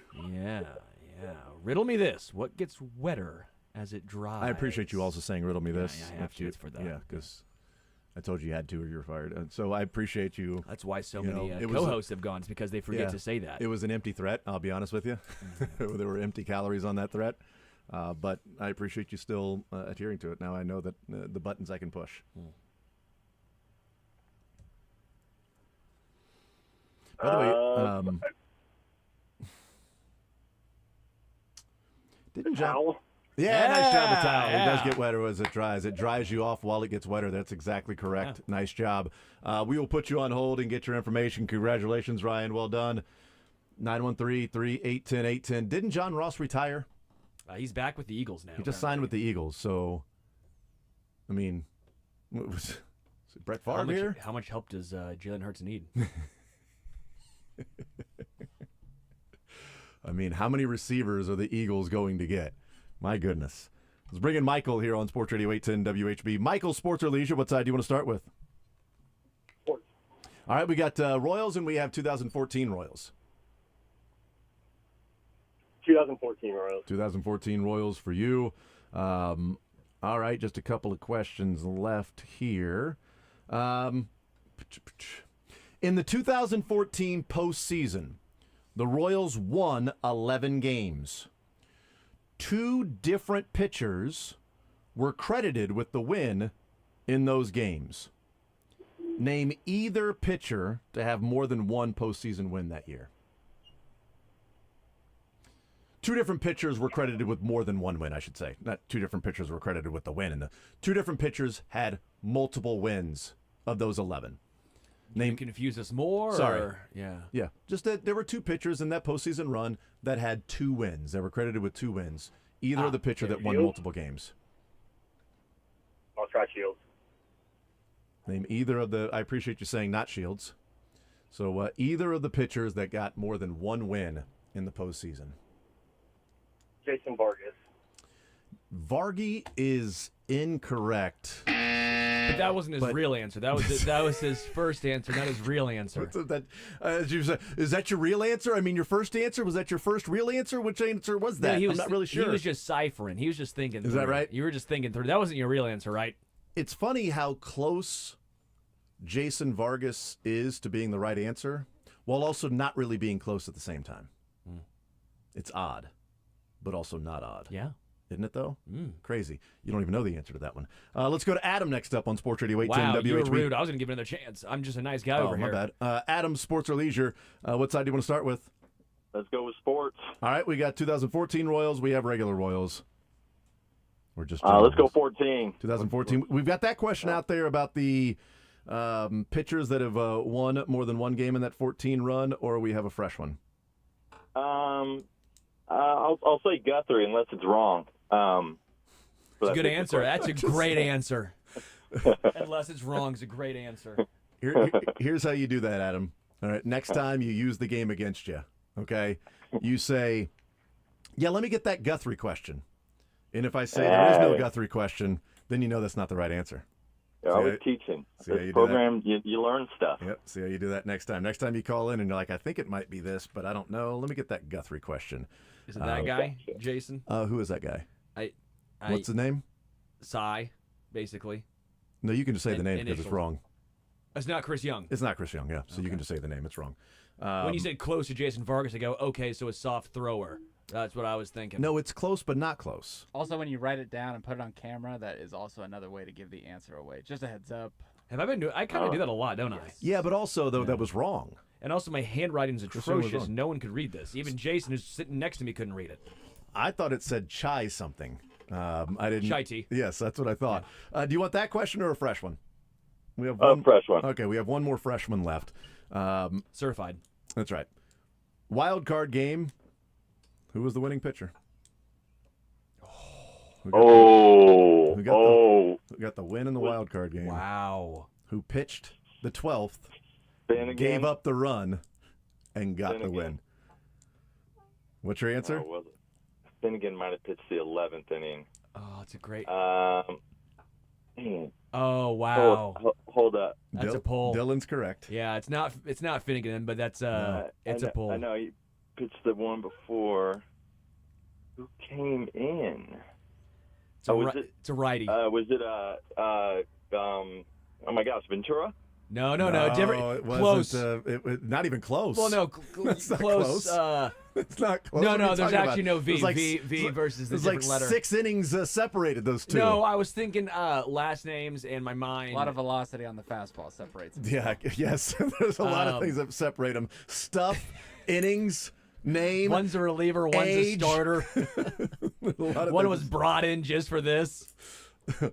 Born in different countries. Like, there's a lot. Not close at all. What do you say, Adam? Oh, my God. Well, I just literally watched a YouTube thing on this game. I was at the game. Granted, I'm more sober now. It should help me. Love it. I'm not crying as much. Happy tears.